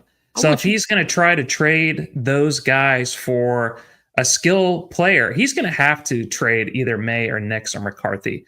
Get the best return for your capital, and then roll with Geno and Stafford as your number 2 or number 3. But Mike, you're the tear down king. You're the QB hoarder. We gotta get Mike on this one, man. What you thinking, Mike? Oh, listen, he could have done this, and at least he stayed youthful, right, with the back end. You can either try to trade. Ideally, he's going to want to try to trade Geno Smith and Matt Stafford. You're just probably not going to get as much as you want, right?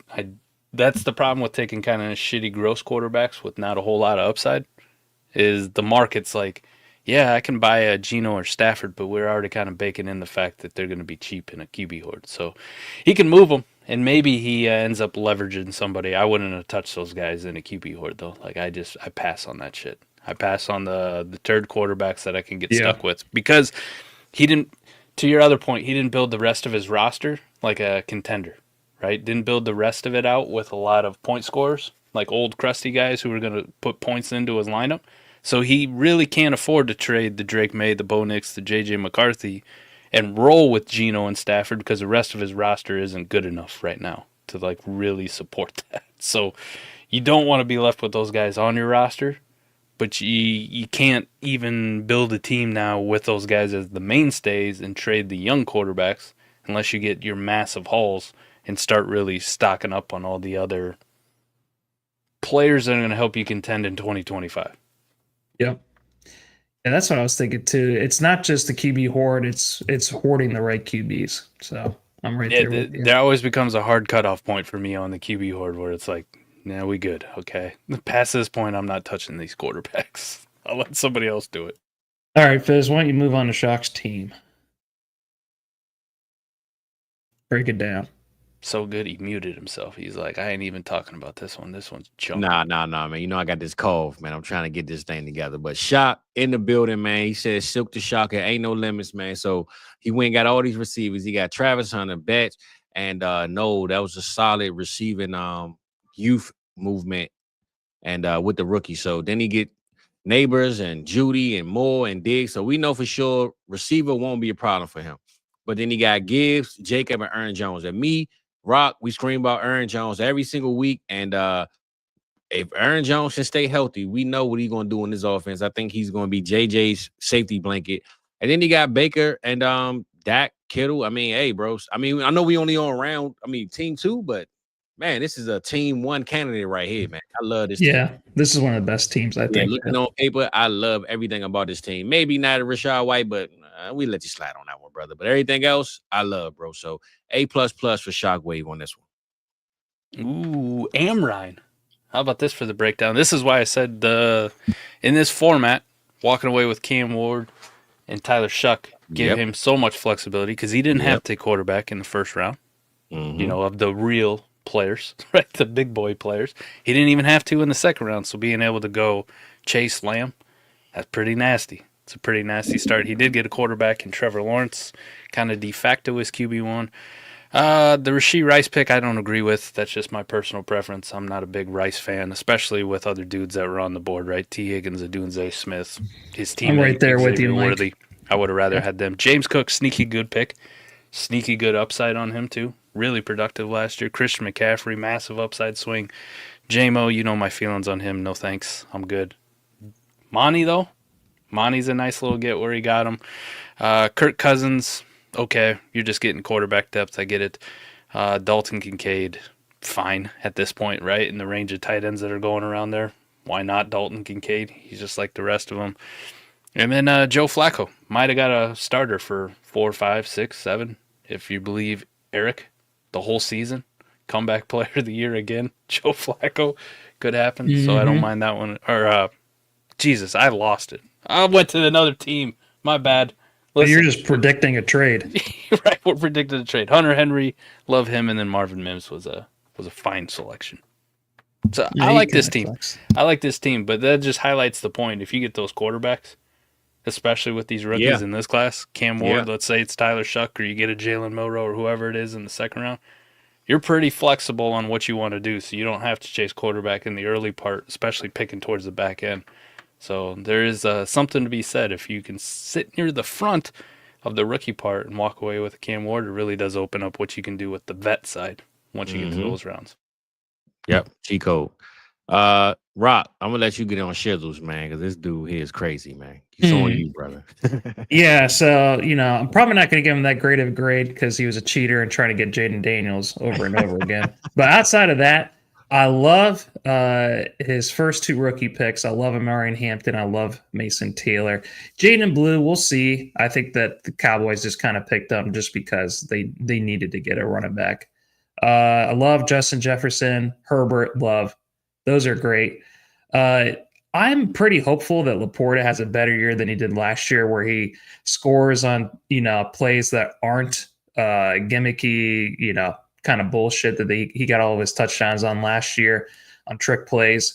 Xavier Worthy, it's the same thing with Rice as for Mike. I'm not as high on those pass catchers in Kansas City. Addison is your dude, Fizz, so I don't knock that. Same team, though. You got to hope that J.J. McCarthy is going to be the real deal. That's just kind of aggravating for me to have 2 guys on the same team. That's his preference. I like Reed. Brian Robinson, they didn't get a running back in Washington, so it looks like they're just going to roll out with the same running game bullshit with him and Eckler as they did last year. Ferguson, great pick. Love that. Pollard, I think, is going to be... Go ahead. No, I'm I'm just saying that for Mike.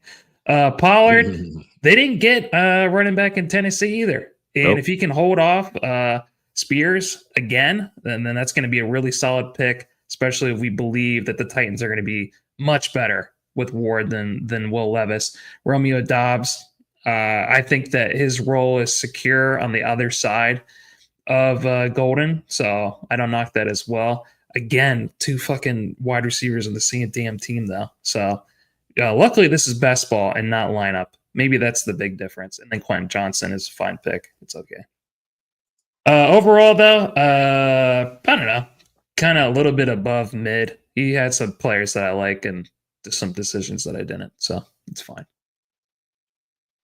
Yeah, well, who was to Cal? I think it's Mike. Is this you, Mike? No, is it on me? No, it's That's you. you.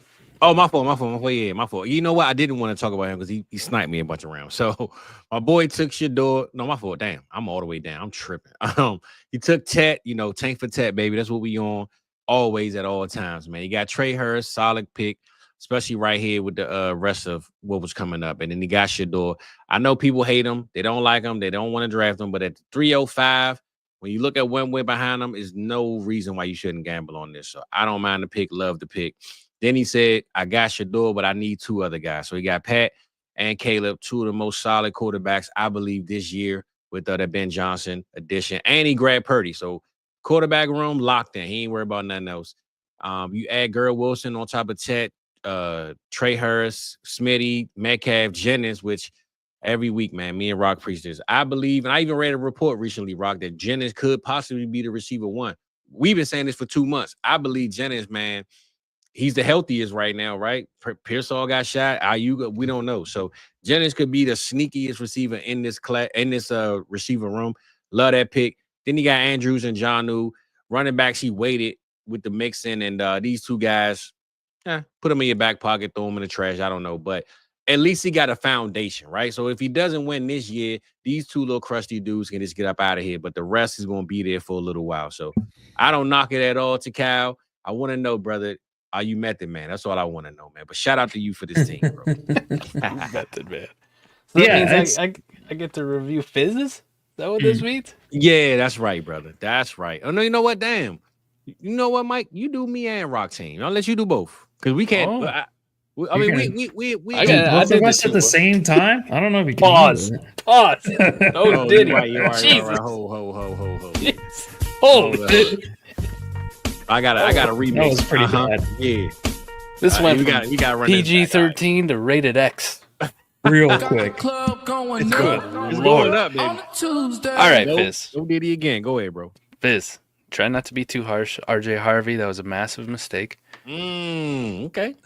Listen, not that he's not talented. You just took him, like 3-4 spots way too early. You should have taken Jackson Dart or Quinshawn or Travion or Caleb. Like any one of those guys. He would have been fine. Jaden Higgins, though, at the 207. Crazy work.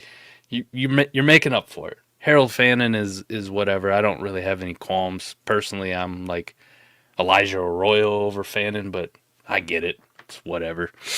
Brock Bowers, this is where you just I think you're trying to stab me. I don't know what we're doing here. I mean, Justin Jefferson or Pat Mahomes or Chase is staring you in the face and you're like, let's go tight end. Let's take a tight end. I don't know why. And then in the second round, you pass up Puka and Amon-Ra. The tight end. Yeah. Psychological warfare. Like if this team was Jefferson, Puka, Jefferson, Amon-Ra, I'm like, all right, Fizz. And then Marvin Harrison in the third, like, screw these quarterbacks. I'm building the foundation for a dynasty. With the tight ends, I look at it and go, meh. Michael Penix, nice pick. Roma Dunze, man after my heart.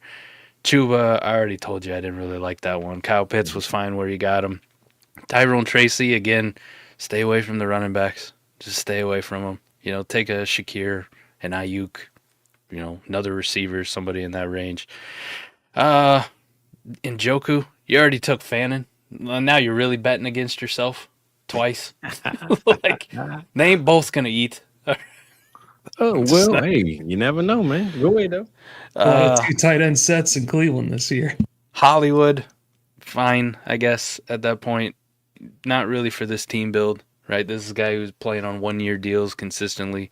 Jalen Royals kind of sneaky, and Xavier Legette, that one broke my heart because I was going to take Dollar Bill, man. I still believe in X. So, overall, bottom half. How about that? It should. Honestly, I expected to not make the playoffs for sure. Not the worst team because Shimmy exists. So you got that going for you. All right. Well, I'm gonna let you break down Rock since you are the guest. I got you, Rock. All right, Thank you. You took Trev. A lot. I've seen this guy going like 104. Don't do that, please. I want 102 in one of my other leagues. Oh my God. Insane. Yeah. No. So getting him at 107, you're perfectly fine there. It's taking Tootin at 206. That I get it. That's what he might go earlier. Listen, if I'm staring a second round good draft capital wide receiver and Jaden Higgins or Trey Harrison in the face versus a round 4 running back, I'm never pushing the button on the running back. I don't even care if it was Caleb Johnson. I'm like, nah, we're good. All right, bias aside. I'm taking those wide receivers 10 out of 10 times. Elijah Arroyo, I touched on that with Fizz. He should go higher. Thank you. He should go higher. Joe Burrow, a lot of people are taking him at like 4, 5 over Jalen Hurts. So you didn't have that choice. So you got him at a perfectly reasonable spot. You didn't take a tight end. Good on you, buddy. I appreciate you. You did take a quarterback. It wasn't a wide receiver or a running back. So things are looking up, all right? T-Rock, you're not doing too bad. You just took Puka at value. JSN over Marv or Garrett Wilson. I get it, though. He's coming on strong. It's in the range of where you should go, so not too bad of a pick. OSU tier. This is pick your play, Jared Goff, you're taking a quarterback who produced. I got some reservations about Goff, but quarterbacks are running out. Make sure you get one, and you didn't get stuck holding the bag. Derrick Henry, great value. He's got at least one more year. And then just 3 fucking producers at wide receiver, just in a row. Just good pick after good pick. F1, Mike Evans, Devontae Adams, Pacheco. I mean, at this point, listen, if we're in like a normal startup, right, where everything's mixed together, that's essentially getting Pacheco in round 9, who is the starting running back on a good offense at this point, even though we may not like him. Value play. Charbonnet, you can fuck off with that one, though. Like that's just because you drafted Kenneth Walker. That's You're Kenneth afraid Walker's of him bitch. getting hurt. That's Kenneth Walker's bitch. Jordan Mason, pretty heady play.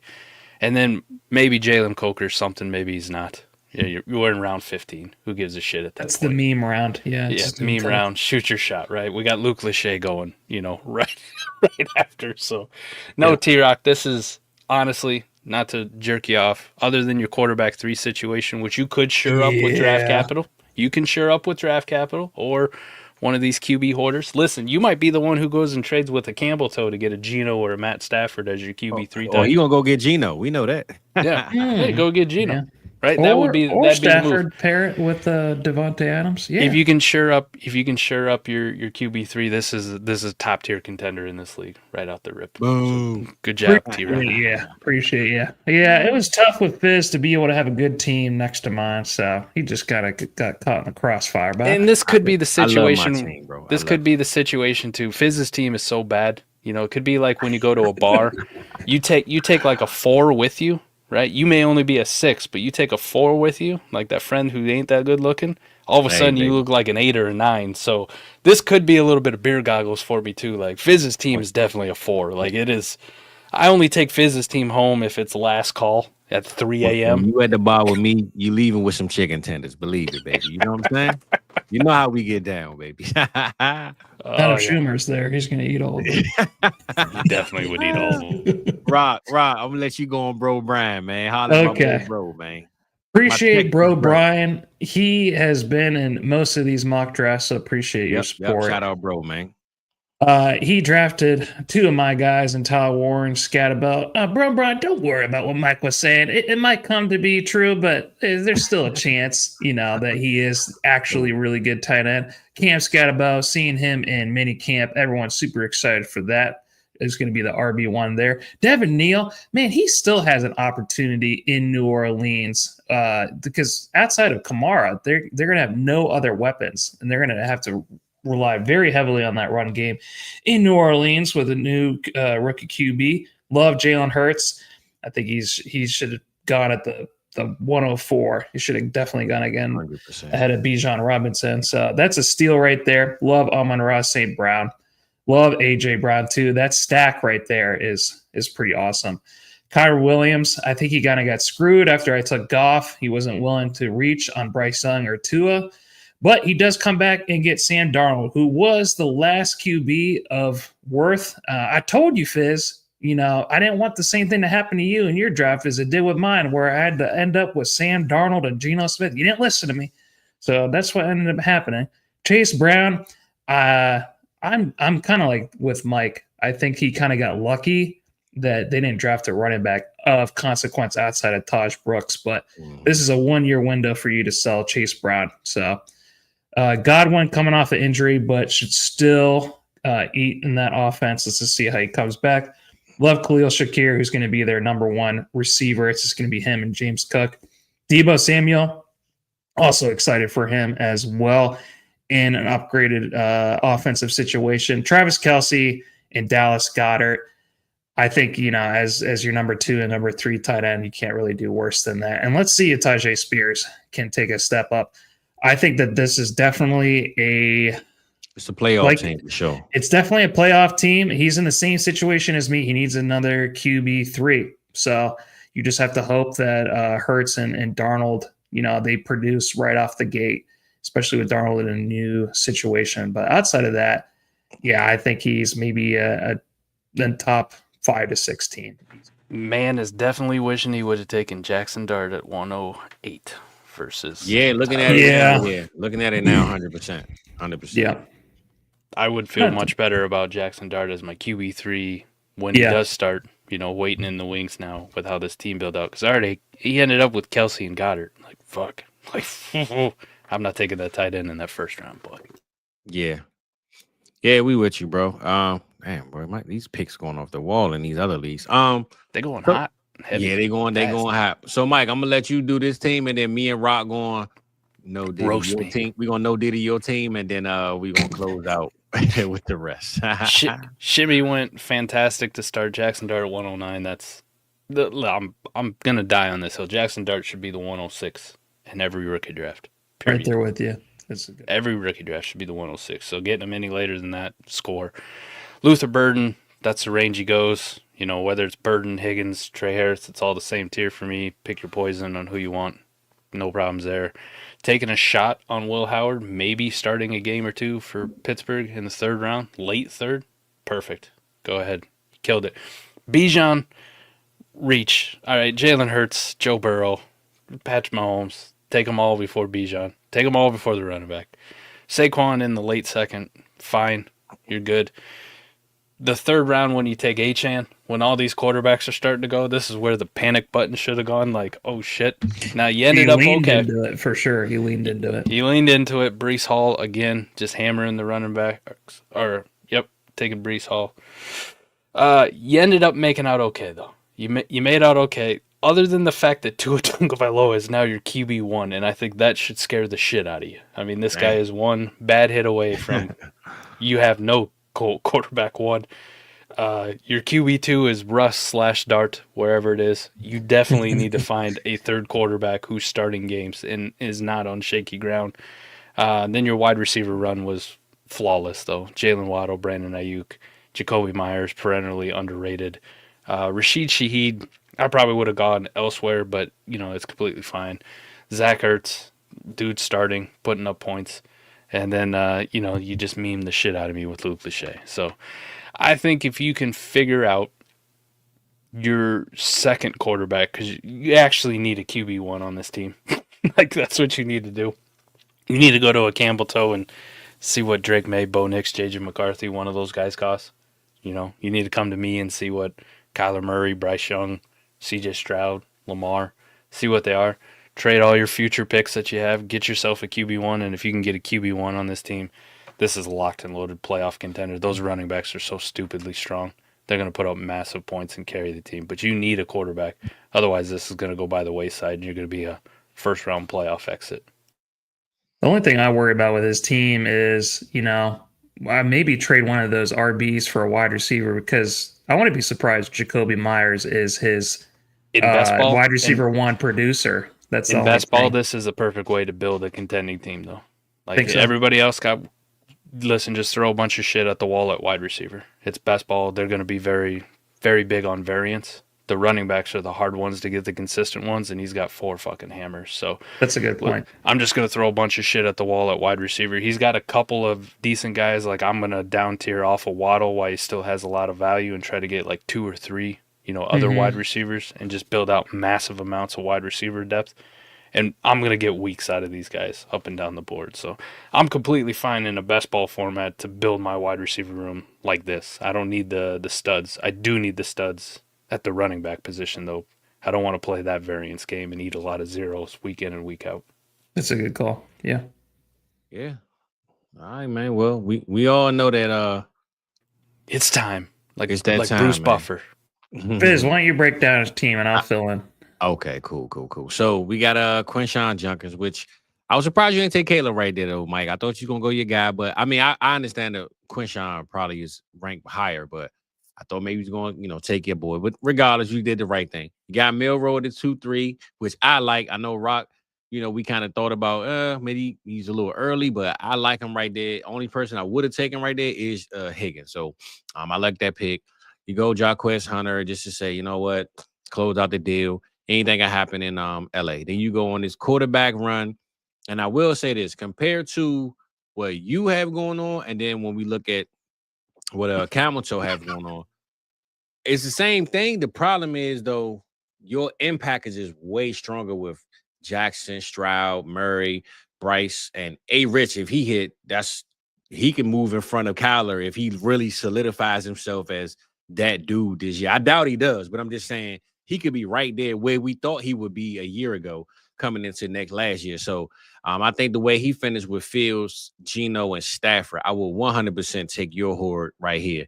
And then you go with Kenneth Walker. You just get value, right? Kenneth Walker, Tyreek Hill, Pittman, Ridley, which me and Rock every week. I think Ridley is kind of slept on. He got Cam, who, Cam pretty much going to say, listen, bro, you might be my guy because you the veteran on this team. You clearly the best offensive weapon we have in the receiving room. So I don't mind that pick. Evan Ingram, another Sean Payton move. We went and got him, and Cup, and so Savion Williams. So pretty much, man, you just win value, I think, at this point. So when you do what you do at quarterback, you just take the best player available because there's no point of even trying to just grab some random dudes, right? So I like what you did because I know you know what you're doing with it. I don't know if everyone else can pull it off, though. So that's what I just say. I think I know you and how you do it. I let you get away with doing this, what you did. So I don't knock it at all. Yeah, I wonder, Mike, when it comes to your QB hordes, how long typically can you see yourself contending? Because I know seasons it usually take for you to be in contention. It depends. So like this one that I kind of built, and I've done a few of these now this way, where I start taking some of the older point scorer guys in backfill. I'm a little bit more apt to go, listen, I'm going to try to compete right off the rip. And it's going to be a little bit more aggressive in the trade offers, right? Like I'm going to go to Random Bob here, for example, who's got Jaden Daniels and a bunch of old shitty running backs, right? Like dudes that he needs to score points for his team right now or move them. He doesn't have a choice, right? He can't, if he chooses just to sit pat and like, listen, I'm mad that you QB hoarded and I'm upset that I don't have one. These running backs are all going to die on his roster, right? And he's going to extract no value from it. He's not going to get any championships or money out of this pool. So I get that. Those are the guys that I go to and I put the pressure on. Like, hey, what do you want to do here? I can give you one of these young quarterbacks, but I'm going to take your old running backs and point scorers off. And all of a sudden, right, I had a Kamara, a Connor, a Cortland Sutton, and let's say it doesn't have to be Jonathan Taylor, but, something of that ilk, right, for a CJ Stroud example, right? Because I can give up a quarterback without getting one back, which is my goal. All of a sudden, you add those pieces to this team, you can't tell me that's not a super contender right off the rip. So that's kind of the goal. If that doesn't work out, and you can't do it that way, like I can't put the pressure on him, he doesn't want to play ball, and he wants to sit there and die with him, then I go to another contender, and I do the opposite. I might hold on to the quarterbacks, and I might sell off the Kenneth Walkers, the Tyreek Hills, the Michael Pittmans, the Calvin Ridleys, the Evan Ingrams. And then T-Rock, I'm looking at like a multi-year, 2026, 2027. I'm just going to try to get as many assets as I can. I already have assets and quarterbacks that are relatively safe and can spike in value or go up, right? Like I'm not worried about Anthony Richardson's probably the riskiest one out of the whole group, right? As far as like losing his job and not being worse shit next year. The rest of the guys, though, like I feel good. 2026, I got 4 quarterbacks who are starting in the league who are still playing. So I just push it out longer, and I go into that pivot mode where I go, all right, 26 might be the time. I'm in that typical productive struggle where I'm just trying to acquire as many assets, future assets as possible that are going to go up in value. So I'll pivot and I'll sell off all the old guys that I don't want to die on my team. But the first move is, listen, draft enough dudes where you like, I can make this a contender if I can get somebody to play ball and sell me their old assets when they realize their team's screwed because they don't have a second quarterback, right? They don't have a third quarterback. Yeah. They're toast. So if they want to play ball that way, boom, super contender. If they don't, normal productive struggle. So this is kind of how I like to do my QB horde nowadays is backfill with like really good, solid point scoring value plays, right? I used to do it the opposite where I'd take the quarterback horde and then, listen, I'm taking the Ricky Pearsalls and the Xavier Legette's, anybody who's youthful. And I was like, I only got a one-way go, right? I'm still playing for 2027. Like I'm playing for, 2 years out or 3 years out. This way I can kind of accelerate some of these quarterback hordes. You just got to be a little bit more aggressive and just start first, trying to make a super team. If you can't, pivot and go, we'll go the fallback. We'll do the long game. No, I love the flexibility that you have with either trying to trade a QB for a stud player or one of these, productive veterans for the future. I think this is a great example of how you can do it one way or the other with that flexibility. And to your point, you don't want to necessarily go full youth movement by drafting someone like a Ricky Pearsall, because if he doesn't hit, you're just stuck with him. You can't really move him at that point then. So Right. I absolutely love what you did there. Thanks for breaking that down. Is it me for Patty? And then I thought my damn mic was muted. I want to say before we left Mike team, this Yeah. comes from times of you learning because you've done this multiple times. You know what I'm saying? So somebody want to try this on the first time. Let's just say Camel Toe tried it for the first time. You got to do it at some point. One point got to be your first time, right? Your first time got to be at some point. So watching Mike do it, you got to just kind of trust and believe it's going to work because he's done it in multiple leagues. And also he's in so many leagues, he can risk it for the biscuit and do it. You know what I'm saying? So if you somebody that's in 2 leagues, I don't know if you're going to jump out there with a QB horde and just be like, I'm going to figure this out. You know what I'm saying? So this come with a little bit of veteranship and that seniority under your belt, man. So I put the basic rules out last year for QB Horn. Number one, if you're in a small portfolio, couple leagues, don't do it.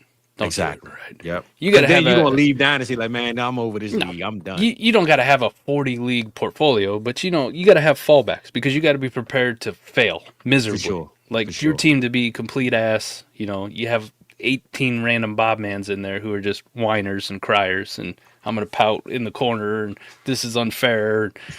You can't. Damn, you did random like that. Yeah, out, bro. Man, taking shots at me. I got him. Yeah, all right, yeah, listen, I I'm knew the one Mike on was coming. camera. I knew it was coming. I'm the one on camera, motherfucker. I can read too. Here we go. I got you, boo. But yeah, so you got to be prepared to fail. So don't do it in a small portfolio. Have 6, 7 leagues, right? Like be okay with being bad in this league. That's rule 2 is be okay being bad. Yep. Like there's a real risk you're gonna be terrible. All right. And then the third rule is I got a fine line, and I told you this. I got a fine line on quarterbacks I'm willing to hoard. And it usually stops at like 22, 23, 24, somewhere in that range. Outside of that, dudes that are on, 6-game windows, no thanks. Like, we ain't touching these dudes. Guys who are on like super 1-year contracts, no, we're good. So if you can follow those rules, you're going to make mistakes. But, kind of like Fizz says, I don't know, fucking 60 leagues that I played in, I've probably quarterback hoarded in at least 40 of them at some point. There's some variation of quarterback hoard that I've done multiple times. So a lot of it just comes with practice and patience. You got to be really patient when you QB hoard too, right? Not everything is going to come to you instantly, Yeah. But you're drafting in May. Yeah, why not QB hoard? I got 4 months till the season gets here. Yeah. If we're drafting, right before week 1 of the season starts, maybe not the time to QB hoard, right? You don't have a long window to make deals and moves. So patience is another big key.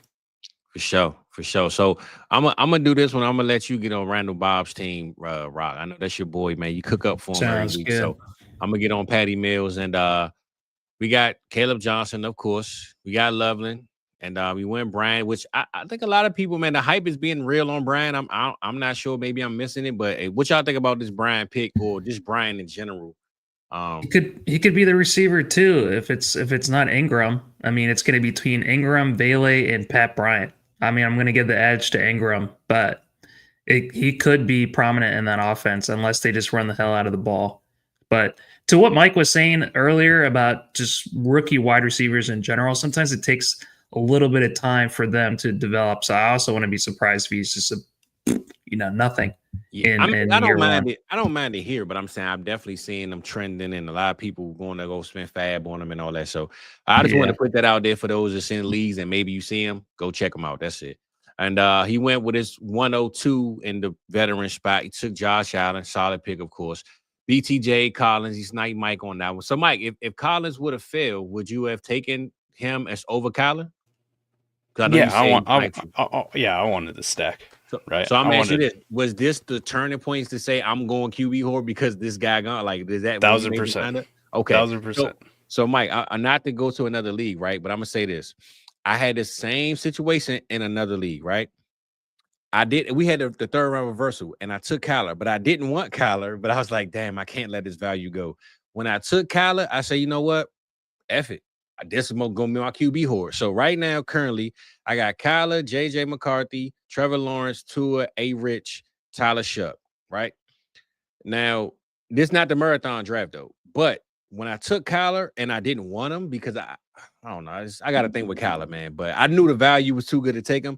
But I say all that to say the same thing you just thought when Collins was gone and you took Murray. This is exactly what I told myself in this draft. I got Kyler. I don't really want him. So let me just try something different. That's literally what I did. So when I saw this team, it made me think of that moment that I had when my QB horse started. So, but anyway, get back to you. You got Kyler, you got Bryce, you got A. Rich. You went Kenneth Walker with Quinshawn, and I know we back on Mike's team. Man, we're back in time. Damn, my bad, Patty. Fuck your team, Patty. We're going back to Mike's team. I was Kyler Murray, and it threw me off. My bad, Pat, man. You know you my boy, man. So he went Collins, and then he got Bucky Irvin, and then he kept the receiver thing going, man. He took Higgins, Flowers, Pickens. So this receiving room right here is definitely on point, man. It's really good. If he's not one, he's two for sure. I know Rock got a strong receiver room too. So definitely top two with receiver room. Cause like I said, it could be one. And then he went Rodgers, Swift, which I like the Swift thing, man. I know a lot of people don't like Swift. They think he's junk, he's trash. But Ben Johnson didn't draft one. We all thought they was gonna replace him. He didn't. So as of now, he has this job, and in Ben Johnson's offense, who knows, man? He could be catching a lot of passes. So I don't mind this Swift pick at all this late, especially when you got this receiver room. That's Maddie's dude.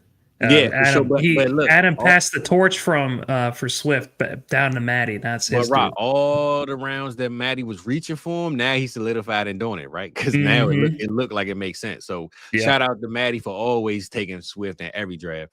And then we got Frymuth, Keon, and Rudolph. So I mean, if Rodgers does go there, at least you got the room. But other than the Rodgers pick, I'm just not the Rodgers, man. I'm gonna let Rodgers figure himself out. I'm not taking Rodgers nowhere, man. If you got him and he starts, good. But outside of that, I love this team. Definitely a top 3 team to me.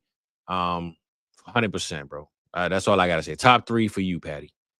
I don't know about that. He needs another QB. He needs a QB too. And you're really hoping that Bucky Irvin and Swift really do produce. So that's the only thing. It's just not my type of build. Maybe it's his preference. I don't know if you feel the same way, Mike, but I need my QBs and another solid RB. Yeah, just put off taking his QB2 for far too long, right? And I get it, didn't want to chase, didn't want to reach on it. But then you're left with a real shaky QB2 and no real answer for QB3 at all, right? I'd probably say this. It's one of those rosters where you got to be aggressive then on the trade market to go find it. And this is where the Geno Stafford thing from a Campbell like comes in. Like, can I get one of those guys? You got the bona fide QB1. You still got to make moves, though. If you try to sit pat and roll with like this roster as is, you're going to regret it. And you're going to hate yourself pretty hard. Like, this could be a super contender, and this could win the whole fucking thing. Patty Mills did a real good job with it. It's just, at some point, instead of just going, man, I got to take, Nico here, or I got to take, Bucky Irving here. Got to bite the bullet. You just got to bite the bullet and go, this is a little bit early for, Bryce Young, or this is a little bit early for Tua. I got to take him, though. I got to take him here and just pass on this guy. Well, when I say top 3, though, I always just stick with, it's a dynasty, man. Like, I know leagues fold. We all in this 1, 2, 3 year window, but when I play to win. I mean, I play to stay. You know what I'm saying? I'm not saying everybody does, but I look at certain rosters and I say, man, what he has is the glue to whatever glitter he wants to go on top of it. So that's it. That is a great point. Also, too, I totally forgot about Caleb Johnson. So I think he does have a decent enough RB room, but he's got good enough RB room. Yeah, good enough. His only biggest problem, and like you see this happen with some people, Fizz, to your point, it is dynasty long term. This roster is good enough though to put him as like the 10th pick next year, right? Not good enough maybe as constructed to win a championship for sure. But we know this though. You still got to have a plan for filling that quarterback 2 spot, right? Like you still, and at the 10th pick, not necessarily a spot every year in rookie drafts where you're like, I'm getting a QB2 that's going to last me in dynasty. But one thing we know, Mike, when that rookie time, that November time come, if let's say he's team 6, he could trade that first. Somebody gonna give him a quarterback because they gonna want that pick. People just want them rookies, man. Yeah. He can find a way. If he know what he's doing, he gonna find a way. Yeah, he can. He can build it. He might have to over. He might have to give up like his first for, Stafford or something, but he can find a way to make it definitely work. Yeah. So that's all I'm saying. He got the glue for the sprinkles on top. That's all I'm saying, man. So, Rob, putting sprinkles on glue. We're gonna let you finish out. What kind of ice cream Sunday is that? All right, Random Bob. Mika, Ibuka, and Golden. I think those are. I mean, you got 2 first-round wide receivers that should be prominent in their offense either this year or next year. So, absolutely love that. That could be the steal right there. That double tap. DJ Giddens. I think if Jonathan Taylor isn't running into the ground, Giddens should get some touches there. So, I like your rookie first 3 rounds, Random Bob. Jaden Daniels, great pick right there. It's just between your choice and Daniels, Allen, or Lamar Jackson. I'm just going to go with Daniels and just the youth there. So love that pick. Love Drake London and Ladd McConkey. That is one hell of wide receiver room that you got going on right there. TJ Hawkinson could be a tight end 1 this year, the number 1 overall. So to get him at that pick after all those other tight ends, I think him and Kittle are the 2 best values at tight end going into startups this year.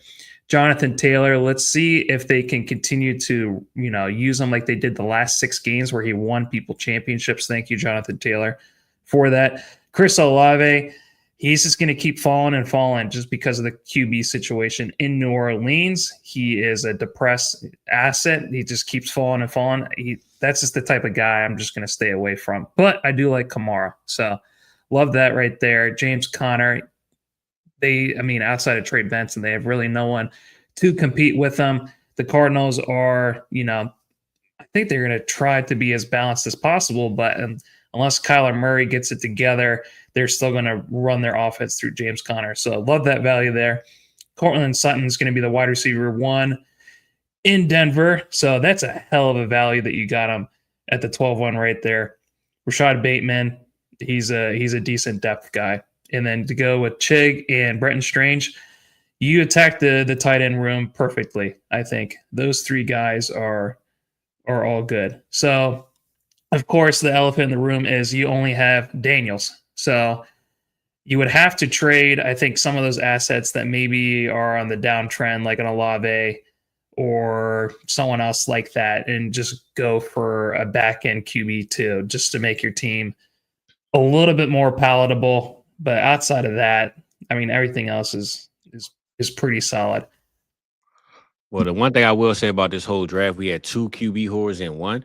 So we saw the elephant, the monster, the whatever you want to call it, enter the room, and now we got winning teams that have to figure it out. You got to call somebody to try to get it done or risk it for the biscuit. You know what I'm saying? So I like that we had on each side of the playing field 2 different hordes. So people like Random and Patty Mills, they might got to make some calls, man. Yeah. So I like that we did have that in 2 different teams instead of 1. And this is our first time having either or. So they weren't ready for Mike or Camel Toe. This is the first QB hordes that we've seen, and we had 2 in 1 draft. So they definitely were not ready for this. Here's something doing a lot of QB hordes that I found out. Like, what makes it so much better is when you have some other random person in there also quarterback hoarding, right? And you guys start double teaming the draft. Yeah. Because if one guy just does it, eventually they're like, okay, yeah, we don't pause T-Rock, big pause. But if you got 2 dudes double teaming it, going from both ends, you know what I'm saying? it makes it all that more effective. All of a sudden, there's just such a dearth of quarterbacks. Like, it just gets sucked out of the room. God, can't help it, Fizz. Dearth. Nah, man, nah. But I will say this, man. Mike closed us out on the wrong tip, man. No Diddy on that one. We talking too reckless right now, man. Look, man, we went over 2 hours. I will say this, though. We had to extend the time because we had my boy Mike on, man. Mike, I'm going to ask you, man, how did you enjoy your first marathon starter, brother? How did you enjoy? Even though you went your route, you pretty much damaged everybody else's team. But Yes. how did you enjoy the? He came in and fucked everything up. How You did asked. enjoy Awesome. the style and the scheme and the strategy of this mock right here, bro? I'm Miley Cyrus, this motherfucker. I came in like a wrecking ball. Nah, you did. You did. Let's go. No, Man. it's good. I like the format. I like the format. There's a added layer to strategy to it, and I talked to you about this on Friday night. Listen, normal snake drafts just get so boring, right? Yeah. That's why I gravitated to doing auction. That's why I prefer to do auction startups, slow auction proxy startups. But Still waiting, Mike, on the auction draft. I would love to do one with you. you already have. You got drunk, and then you spent all your money within the first 5 seconds. I need some redemption. Yeah. We gave you the redemption. You fucked that team up, too. I need another redemption. Third time's the charm. Yeah, I think yeah, that's yeah. what it is. Go watch listen, Redemption on Amazon Prime, brother. listen, we made the league shit auction. T-Rock fucked it up. So then we had to make the league shit auction redux, the redo, and he still Yeah. fucked that one. Yeah. Drinking three tequilas and a chicken sandwich because that's how you got sick. Good Dude, Lord. chicken sandwiches. Yeah, I like it, Fizz. The problem with doing auction is you got a bunch of Sallys out there sometimes who are like, ooh, new formats. I don't like it. I don't know how to do auction. Yeah, Most people know how to do a snake draft. So this is something you could convince your league to do to mix it up. And that's what I like about it. Like, hey, still a snake draft, just a little bit different format. Yep. People will be fine with it. It's easy to explain. It's easy to show. Here's how one goes. You just draft in rookies in the first 3 rounds, and then we go the other way. But to mix it up from your traditional snake draft is nice because I get so boring. It's so bored with these normal startup snake draft, third round reversal. Everybody's milking out the clock for trades, and I want, I'm going to take as long as I can just to make my pick. And it's so fucking frustrating. It and is. I can draft these damn snake drafts anymore just with my eyes closed at this point. It's too easy. I'm with you. Yep. It's too gross. It's too normal. So to bring something along like this that adds that extra layer of strategy to it, and like, do I want to sit at the front? Do I want to sit at the back? Like, oh man, I got to kind of really map out how I'm going to make my team with a rookie pick. Like, it's weird to start that way. Usually you're mapping out with your first round, like I'm taking one of the normal dudes, and then second round is maybe where I pivot to rookies and I want to go to, a productive struggle or a long-term build or whatever it is. You're actually making that determination in the very first round with a rookie, which is kind of weird to say. Yeah, Yeah, it and is. honestly, I like it because it forces you to take these guys right here, the 310, 311, 312, which, I mean, you might take it if we going 30 rounds or some knows 20 or whatever, but now you have to take them right here and then you figure it out. You know what I'm saying? So it forces you to take some rookies that might not have touched your lineup or might not touch your draft, unless you just auto pick. So that's my favorite part of it, man. Make you put some respect on the class, even if the class is unrespectable. You just got to do it. So that's my favorite part of it. I just love the fact that it just combines basically 2 seasons into one at the same time. You have your startup and then you have next year's rookie only draft. And just to what you're saying, Mike, I'm 100% there with you. It's auction all the way just because it forces you to actually know what you're doing. I just call it, especially with third round reversal, just easy mode. I understand you're on the other side of that argument, but for me personally, it's snake drafts. They're just, like you said, they're a little bit too boring sometimes. We need to spice things up. So I'm so glad that Fizzle came up with this idea. And I want to do as many of these as I possibly can. Yeah, I want to role play a little bit. You know what I'm saying? Like, let's spice her up. I want to play good cop, bad cop, or school teacher and the naughty student. How about that? There we go. Mike got to turn it up on a Tuesday, man. Well, look, man, I know we got our ugly faces on here, but you got your screenshots if you need it and all that good stuff. And we're gonna get us back on here, man. We 2 hours and 8 minutes. Oh God, look how big my face is now. That was that was a longer draft than we thought it, but we finished so soon. We just had to deep dive into the teams and let everybody know how we thought about them. So we glad y'all stuck around. We had more eyes seem to watch us the further we went along. So shout out Thanks, to y'all, man, for tapping in. Don't forget to hit that sub button though, because we always will be here to serve you some food, man. So tomorrow, schedule is out, man. Hey, you never know, man. We might pop out with some. I know Mike and Adam pretty much going to pop out with some draft, and not some draft. I'm pretty sure y'all gonna have some schedule talks or something like that going on. I don't know what the plan is, but I know y'all gonna put something together, man. So we got something Wednesday night AMA, kind of a big night for us. That's it. That's it. So hey, man, make sure y'all tapped into the whole network. We got the other channel.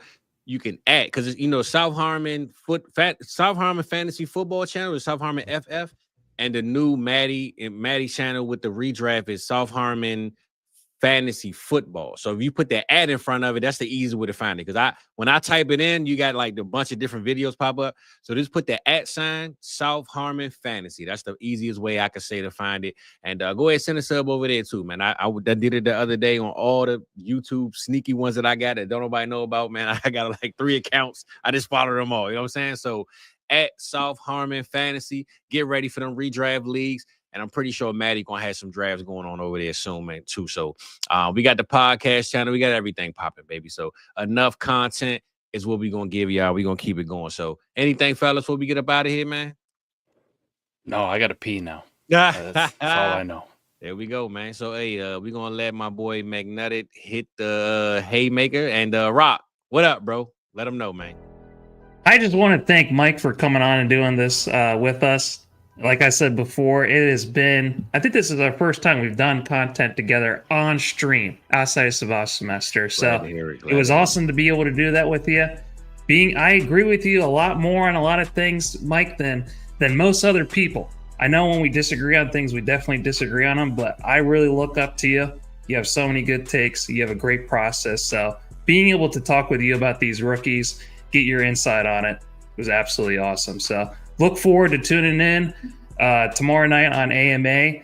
What you got going on with Maddie on 4D is absolutely awesome. Absolutely love every minute of it. So we have one hell of a team here at South Harmon. I feel like we're unstoppable right now. And we got these people supporting us. Yeah, I'm not going to kiss you, though. Of course. It's okay. Schubert in here. Yeah, Schubert watching content, that's a rarity too. Like it's a Tuesday night and Schumer's watching. That's because he's waiting on his draft order and his release weekend. Yeah. He wanted Rock to hurry up. Tell him fuck off. Tell him keep waiting. That's it, man. But look, we appreciate y'all. Another marathon startup. We had my boy Mike come through. Next week we might have another guest. You never know. But until then, make sure you start these leagues and hit that like, subscribe button. We be here every day, all day. Appreciate you.